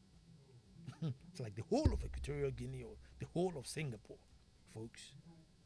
Youth are not engaged in any form of education or no training bia or no bia. So you ask yourself, what are they doing? And now they are youth, so it's fine if you don't do anything well. But what will they be doing when they are much older? Probably a question to be answered another day. Folks, we can't leave the country to chance. We must be cautiously deliberate in the building, planning, shaping, and directing, particularly the youth, towards real opportunities, real expectations, real psyche. Get this elitism and dream and fantasizing about materialistic things out of their minds while they are young before they grow. Because there are lots of opportunities right here in Ghana. Folks, Filipinos are trooping in. The Chinese are coming in their numbers. You ask yourselves, what are they coming to do? Is it to join the unemployed queue? If not, then why are people coming to a country supposedly with no jobs? Why are people flying in? They get a visa and fly in, and when they come, they are bugging the immigration people. They want work permit, they want to stay. Is it just to come here to be unemployed, or is it that they are seeing something that we are not seeing? Is it that they are bringing some qualities, some psyche, something which the job market here is demanding that we are not producing? Something. Because here, clearly, they are not here to work for Red Cross or any aid. They're here to work for business, work for money. And they are getting the jobs. But before I go on, let me say thank you to Dr. Priscilla Chumesiba for fantastic, of the Economic Department, University of Ghana. I met up with her to get some figures and get some tutorials or get some apport on the subject matter, and she was very patient, she was very kind. After the engagement, I said, "Come diploma because she said, if you know my binka cra, say doctor mom diploma."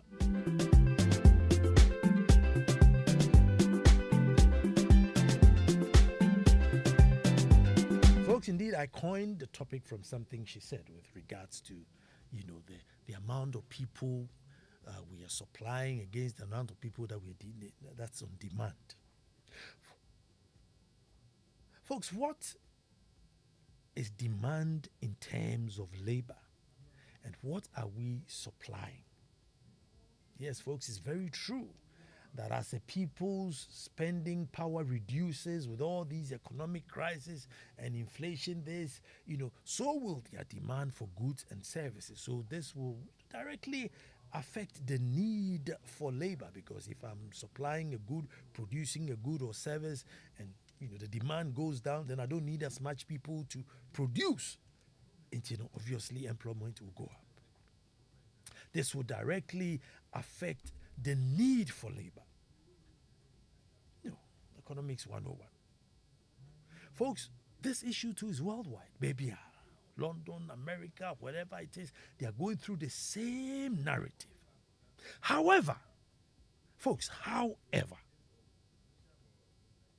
we may not be able to base our predicament on world events, even though we are part of the world. One will say why. Folks, you see, because of the needless quantum of imports of goods that we consume. Needless. A great number of which we can produce here, some of which we can even export. Yet we sit aloof and import and consume. So how, do you say I can't get a job while keeping others in jobs in countries far away from here by consuming their goods? You see, so that's why I'm saying that maybe we cannot say, we are seeing in higher thing. Fine. But have we exhausted all our opportunities, even the basic ones? Just the base. Have we exhausted the basic ones to be able to base our predicament on world events? Maybe that's for the experts to come and answer it. Onions, tomatoes, pepper. I mean, some of the things are not so technical. I mean, you put the seed in the ground, you water it, in 2-3 months, it comes out. So Kasi Minibia, I don't know, maybe some experts will come through the phone and explain to us. Because from the layman point of view, it is clearing the land, get 1 or 2 fertilizer, put the seed in there, water it, 2-3 months later, come and dig it out. And so if you're consuming millions and millions and millions of something that you could get in 3 months, and year in, year out, you continue to consume, and not even just consume, but increase in your consumption, then folks, what then is the basis to say, mini ejuma?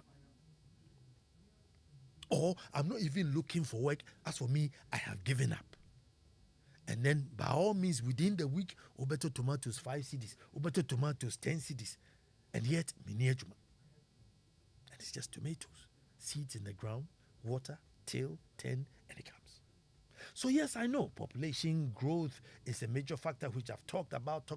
It should be checked as a matter of agency, because if too many people are coming in, folks, it becomes very difficult to create that many jobs for all of them.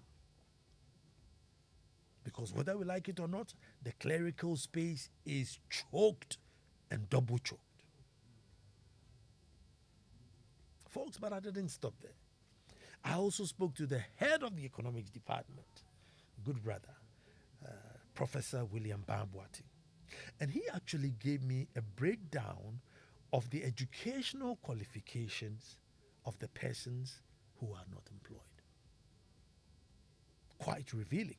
Folks, this is not the 2.5 million who are doing nothing. 2.5 million, they are not doing anything. How do you sleep? Folks, if you're a father of such a youth, if you're a leader of such a youth, how do you sleep? How do you sleep? But here we are. These are the people who are looking for jobs but haven't gotten. According to the statistics, the third quarter unemployment stands at 13.7%, or 1.76 million. 12.1% have no education, no school grad. 12.1%. 41.1% have up to basic school, JSS, middle school certificate. 41.1. 33.9 SHS. They finished with 2 years SHS. 33.9. 1.6% vocational technical skills. Very telling. Speaking to us loud and clear. 1.6% vocational technical skills. 0.8, post-tertiary. 10% tertiary. So you're better off. University now. Coming back to it. When I suggested that we should have, done free skills education rather than the current blanket, model which we are operating. Folks, it's one of the most commented stories on Ghana Web. Oh, in fact, one comment even declared me mad. The guy said he knew I was mad. This was the confirmation. Declared me mad. Some called for my destillment. I was questioned as to whether I was even human. Just a proper vilification, because I had suggested that the SHS model should be skills and vocation biased. Folks, here we are. Of all the people, all the groups looking for work, just 1.6% of them are skilled and vocationally educated people who are out of work. while our English-speaking elite youth are languishing. Some of them have even given up. Folks, not only in the cities, but even in the rural areas, where one would think, you just have to go and ask the chief for, a piece of land to farm crops that are not permanent. I mean, so far as you're not going to plant mangoes or coconut or something or cashew, you can just borrow a piece of land, a parcel of land, and just, plant your corn, peppers, onions. That's at no cost or nobody's business. But no, according to the stats, they are also doing nothing. Why? Well, they are half-baked. So now, and also, he wants to wear a tie, he wants to wear a shirt, he wants to sit behind a desk. They're doing nothing, half-baked, and yet want white-collar jobs.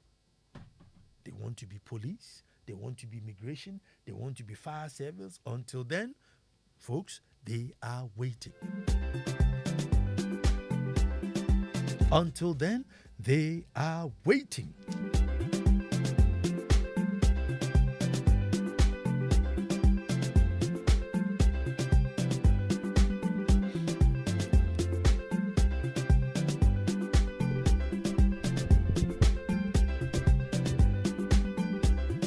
Folks, how long will they wait for? And it looks like clearly per the numbers, they are waiting for way too long.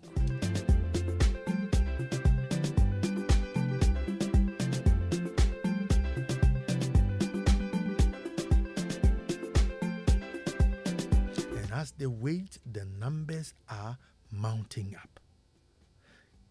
In all honesty, folks, can we contain this? And for how long? In all honesty, folks, can we contain this? And when will the bar break?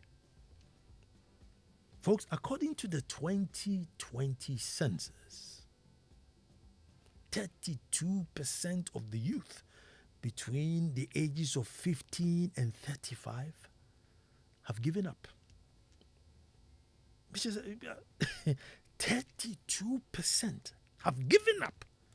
They are no more looking for jobs. And if you look at the numbers now, quite similar and not far off, so the system or the situation hasn't changed. And folks, whether you insult me or whether you vilify me, you shoot me, whatever it is, this is a major national security risk. It is devoid of politics, religion, tribe, radio, whatever it is. It is a real fact. You can't leave this number of youth idle. Because man will survive. Man must survive. And survive they will. But how are they surviving? They are not training. They are not in school. They are not acquiring any skills. And they are not in work. So how do they eat? How will they eat? They would grow, they would mate, they would reproduce, and they have to feed them too. How will they survive? Folks, it's a national security risk.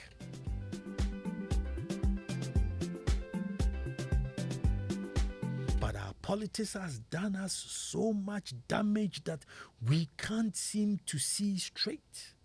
Folks, we will rather stick and swear by our slogans rather than the actual problem on the ground. I know the answer with the slogan. We are going with the slogan. Every year we produce thousands and thousands of students.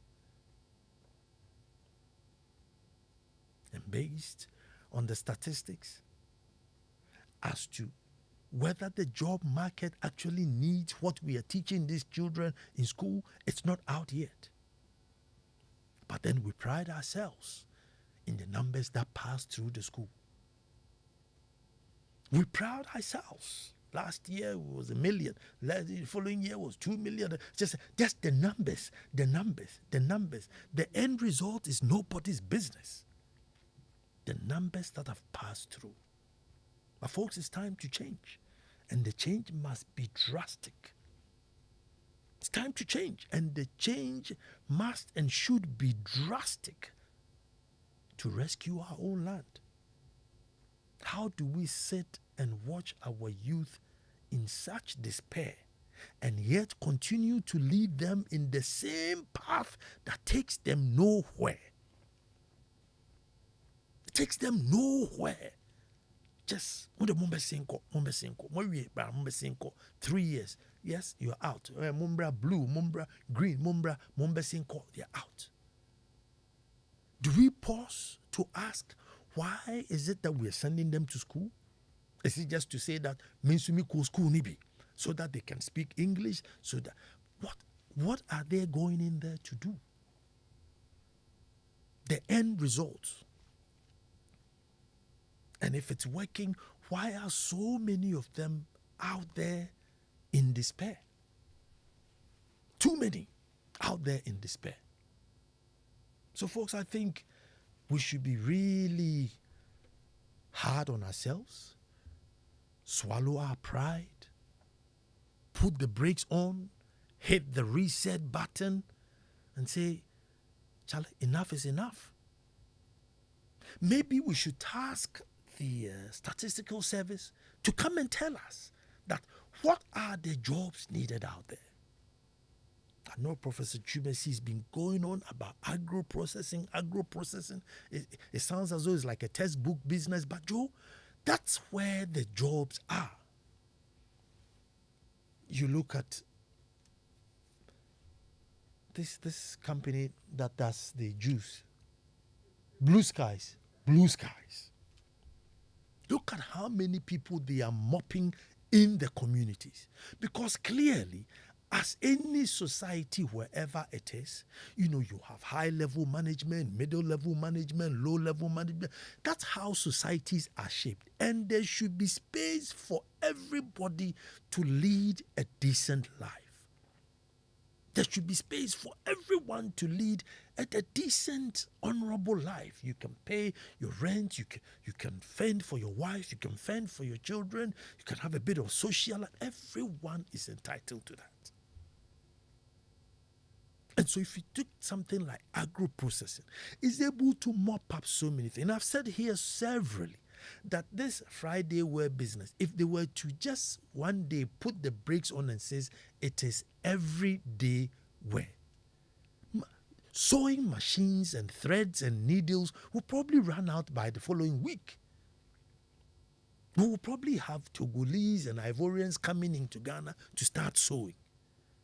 The amount of labor you would need just to be able to back that policy. And one thing that Professor Boateng also said was that while we are pushing skills, we should have a policy to back them. Because you can't just say somebody's carpenter, and then he comes back and can't afford wood. Or go and sew. He comes back and there's plenty used clothing cheaper than what he can produce. So whilst we are pushing people into skills, we must have policies to back them.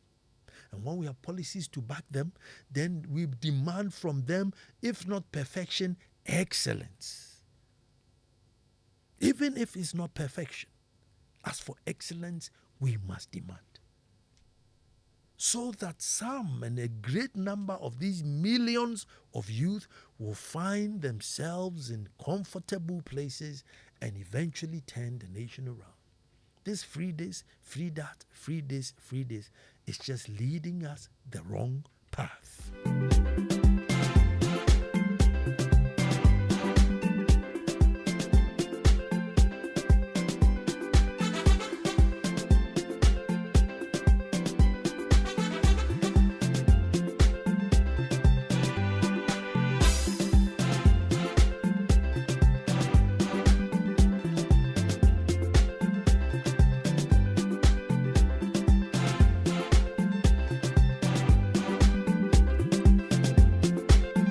I can't wait to hear your opinion. I have missed you so much, and it's 0302 216 541.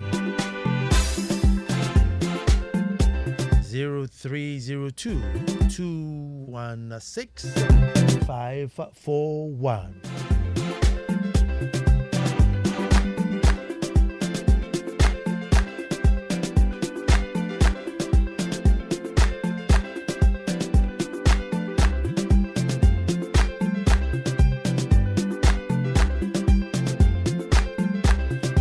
Facebook not streaming, but YouTube. Oh, Facebook is now on. Facebook is now on and YouTube is on, so you can catch us both there. Hello, who is talking to me? Good evening. Good evening. My name is Martin Utalaboni. Martin, let me hear you. Yes, I share your sentiment. Ideally, given what we call social interventions, per se, will not be any bad thing to help the society also alleviate some of the hardship that we go through. But I think when it becomes so rampant, people also take it undue advantage. If you remember, during the COVID, electricity will have free for 6 months, water, all these things. And this is a free education. People say they can pay the fees.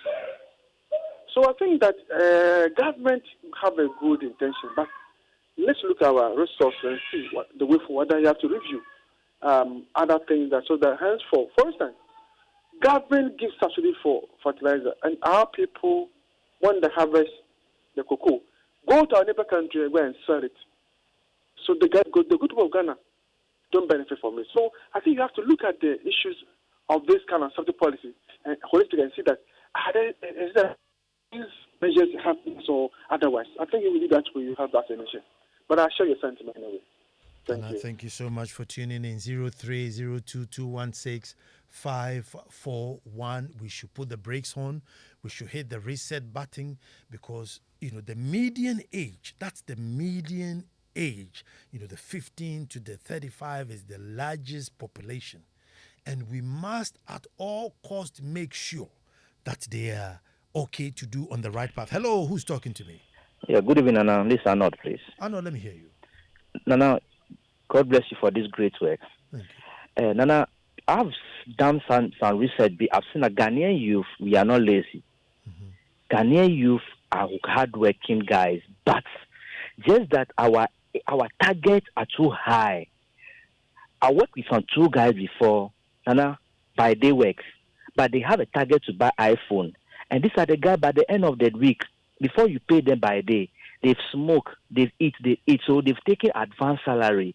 So by the time the week comes, their money is finished. So always they are wishing to get a work that to pay them big. That is one. Secondly, Nana, a lot of job owners, the way they treat the Ghanaian youth is the problem. Somebody's child needs a job. He comes to your house. And then the way we treat the person as a maid, you can work from morning. Child will work from a boss from morning to evening and no food. And the next time, that guy or that lady, okay, fine, let me go and look for prostitution or anything and do rest. Because she's there sacrificing, but the boss never see it.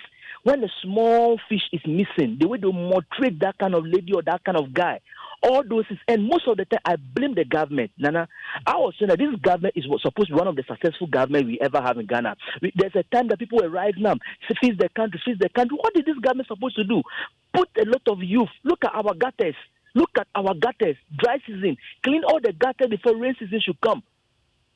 Do your best not to be there be complaining like this kind of things. And look at where the youth of Ghana, and I'm saying that the youth of Ghana, this is a time for us to rise up and fight. Otherwise, our children will blame us because our forefathers have fought for us, but our fathers have destroyed. So the youth of Ghana, we have to rise up and fight with our blood for our children not to describe us as bad fathers. Good evening, Nana. Good evening to you too. But one day I'll come and do maybe next week I'll do a follow-up on also our work attitude. It's a double-edged sword, on our work attitude. There are also too many of our youth who have, I don't know, maybe they have the energy, but really negative attitude towards work. So it's a double-edged sword here. Hello, who's talking to me? Kofi, let me hear you. Good evening. Good evening. And I mean, I bore you. You've been made. I'm here. How? Kofi, I'm here. So our school system is not designed to produce business owners, but rather produce good employees. That's how come when people graduate, everybody who's looking for it to be employed by the government or a big private company and get good salaries. So how would unemployment reduce with that, Nana? Me, I'm a uni graduate. I studied engineering at Maritime. But right now, I'm into delivery services. And there's a reason to that. I knew from the beginning that I like to control my own time. And also, I don't like the idea, I couldn't work under somebody for that long, you know. So, when I was down with school, my people, my family was hoping that I will find a job in this area. And I didn't like any of that because I understand it can come with some money and all that, but I just wanted to be myself. And God being so good, I'm doing this. And at least I'm not being employed. I'm not waiting for anybody to sign my check. And I'm doing what I'm doing, and I'm looking forward to also opening businesses whereby I will also employ some people. So really, and I handle like this work that I'm doing. It's not respected though. Me, I see people and they look down on me all the time. They think I'm in school, but I don't care. Regardless, but how many graduates? Nana, how many graduates with their masters and their whatever, with their degree? How many of them will be considered this job? Or not, if the person is even at home, and me, I'll go and do a delivery service for the person, and he sees me and thinks that oh, the one bra. You see the difference. But the person do not know that I'm also a uni graduate. You understand? So how many uni graduates will put their certificate aside and want to do some handiwork? It's in our upbringing. We've been raised to think that you have to get a fancy job and a bra. So everybody is looking at that direction. So how will the unemployment reduce, Nana? Let's look at our education system. Oh, sorry. Some nice noise in the back. 0302216541. Hello, who's talking to me? Hello. Yes, sir. Good evening. Good evening. If you lower your radio for me. I'm Chidiak from Safla. Chidiak, in a while. Let me hear you. Sure, Nana. Yes, sir.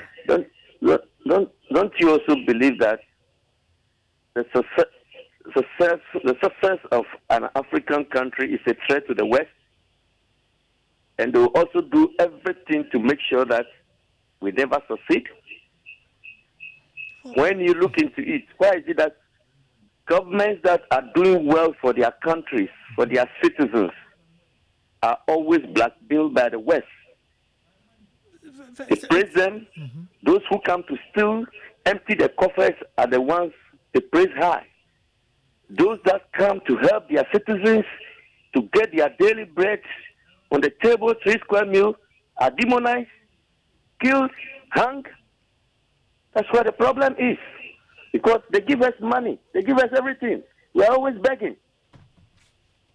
How will they encourage us to be training our labor without skills? Go SS, they come out. Free education, they all come out. They are all on the street. Nothing. Thank you. Thank you very much. It's a different angle. Well, it's a good angle, but I don't know how. Well, I mean, if you're encouraging somebody to, have a handy job. I mean, how do you blame somebody to say, oh, America forcing me in carpentry, and I say Germany forcing me in how to wire something? So it becomes a very technical argument. Hello, who's talking to me? Nana, good evening. Good evening. Nana, this is Jonathan from Oyarifa. Good. Let me hear you, my brother. Nana, today, I'm such a person that whenever I'm listening to anybody, not that I try to find fault with what the person is saying, but today you just spoke my mind. You spoke my mind concerning the available jobs, or whether the youth are ready, or concerning the statistical services, where exactly are these youths? Are they mainly in Accra or in Kumasi? Where are they? And all of that. But there is one thing I've always wanted to say, that before the white man came to this nation, we didn't have military, we didn't have the police, we didn't have fire service, we didn't have immigration, we didn't have the ministries, and a lot of other things. But I believe people were working in this nation, even if it wasn't Ghana as we see it. So why is it now that we have all of this, and yet there are times that we have this report, we say that people want a particular job and they are not getting it. So what work were we doing before the white man came? Well, we were tilling the land, weren't we?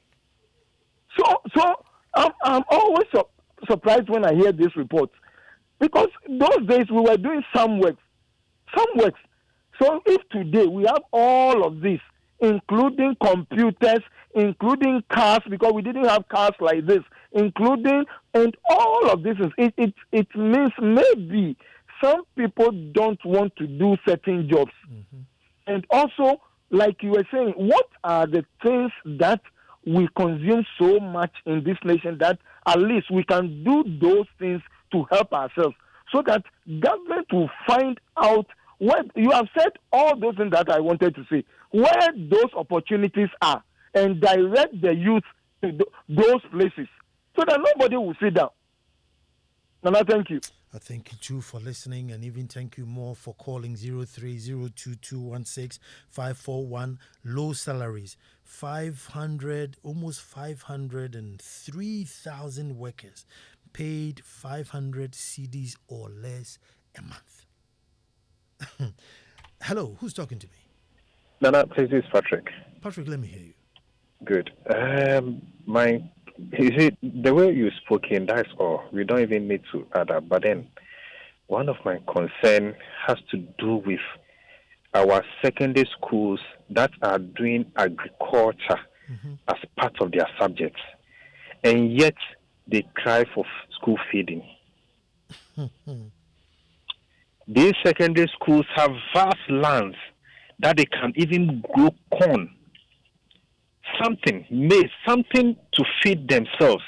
Yet these schools would still be crying for the school feeding food. It's very sad. It's very sad.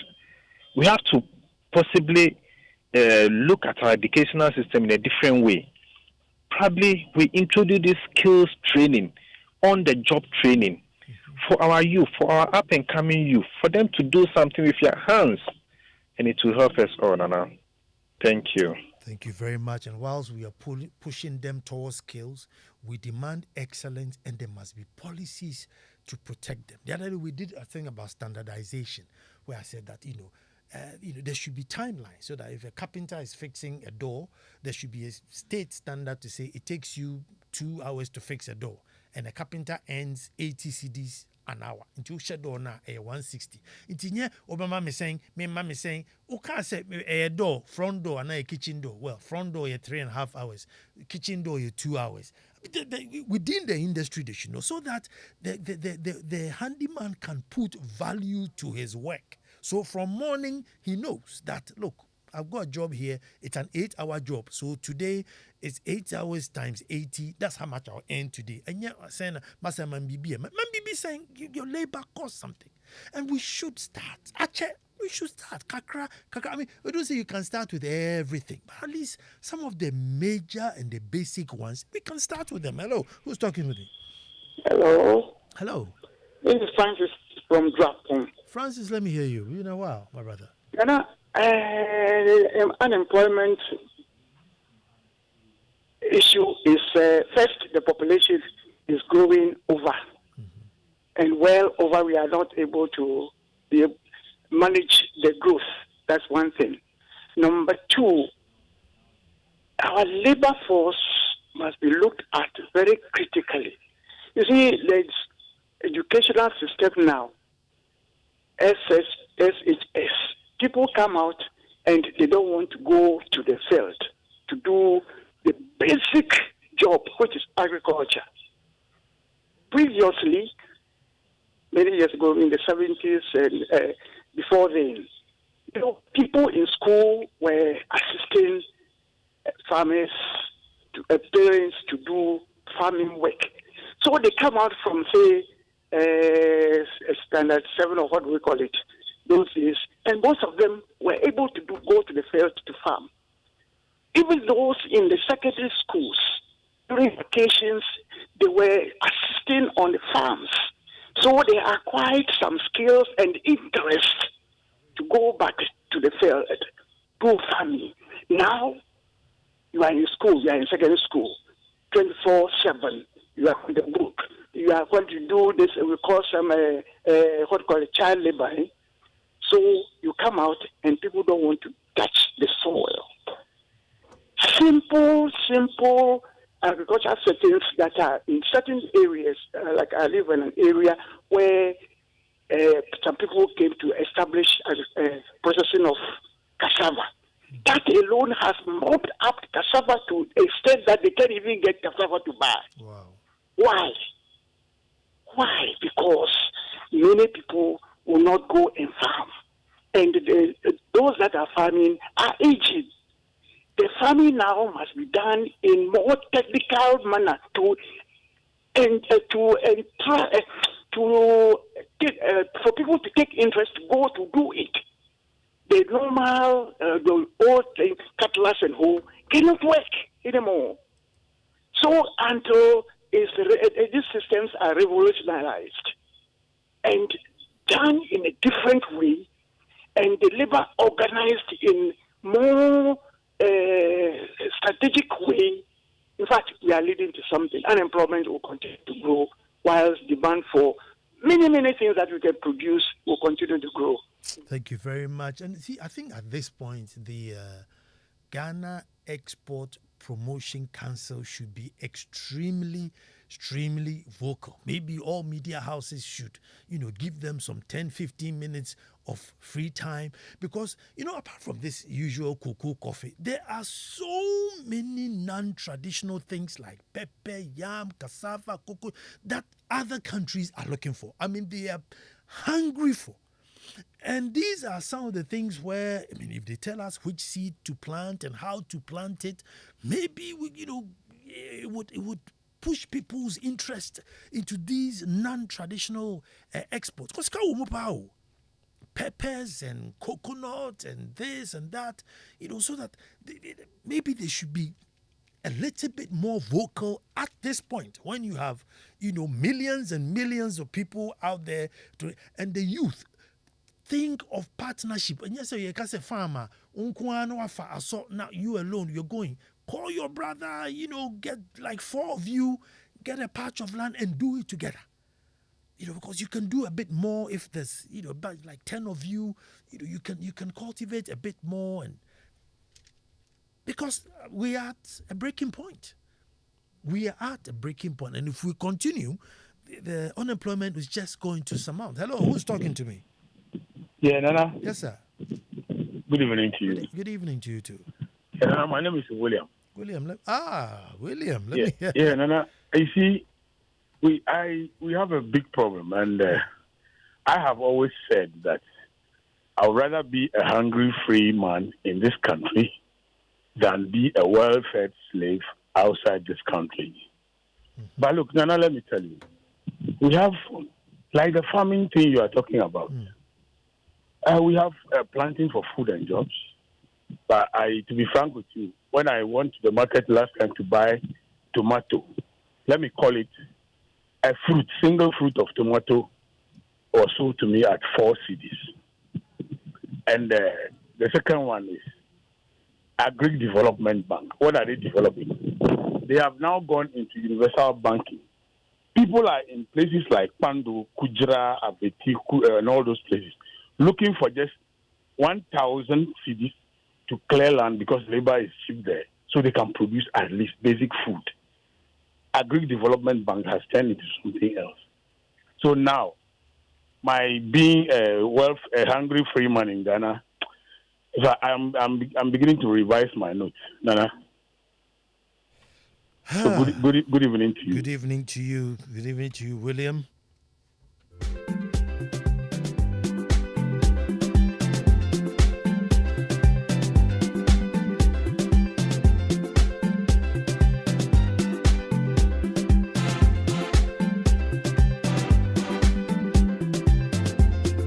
that we have missed each other.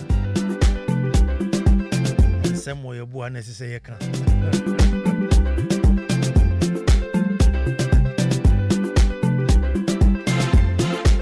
Well, this is the downside of life, folks. My uncle, who was supposed to be the chief of Odumasa, I had an uncle who had to be the chief of Odumasa, and he says, "Oh, I'm getting on in age, so Nana Ansah Kwao, on the month that I'm Nana Ansah Kwao. So Kwakumi said, you go and I'll support you." He's Colonel H.L. Ofusu Apia. Colonel Larry, Uncle Larry, we all call him Colonel Larry Ofusu Apia. So he took me to Odumasa and literally made me chief, and he supported me all through my chieftaincy. Even when he had a stroke and was on dialysis, he still came and gave me the support. But, the good Lord knows best and took him away from us. And he was a very, he was a giant of a character, so he's very well known, Colonel H.L. Ofusu Apia. Now, his funeral will start from Thursday, 1st of June. They will send him to come to Akropong because he was a presbyter. Come and do all his presbytery rites at the Akropong Christ Church. And then Friday, 2nd June, far past is at 6:30 to 8:45. There's a military funeral service. There was a Garrison Methodist Presby Church at Burma Camp. Interment will follow, and then the funeral will also be at the Garrison Mess, Arakan Officers Mess at Burma Camp on the 2nd of June. This is a funeral for my uncle, my mentor, the guy who made me chief. Sunday, 4th June, the memorial and Thanksgiving service will be at Akropong Christ Church. And those of you who are Equiapims know that Monday is actually when the funeral, the family sit, and have their own funeral as a Monday. So Monday, 5th June, near Betnase na Yanom Sikansa. Condolences to me.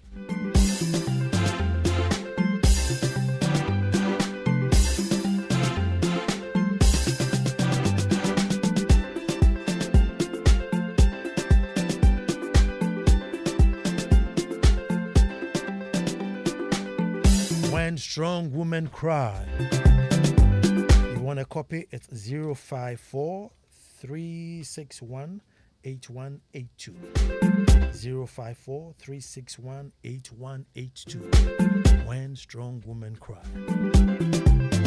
Stories of Nana Frakuma II, story of Jifa Ablago Machine, stories of Angela Dramna Bwaji, and a host of strong women who have shared their lowest point in life and how they made through it. 054 361 8182. My name is Nana Ansah Kwao, Chief of the Little Republic of Akumedumasa. Abeku was in the ones and twos. Fosti is on standby. Kofi is also on standby with his songs. And until the lions have their own historians, the tales of hunting will always glorify the hunter. Next Monday, God willing, we'll be back to do this all over again.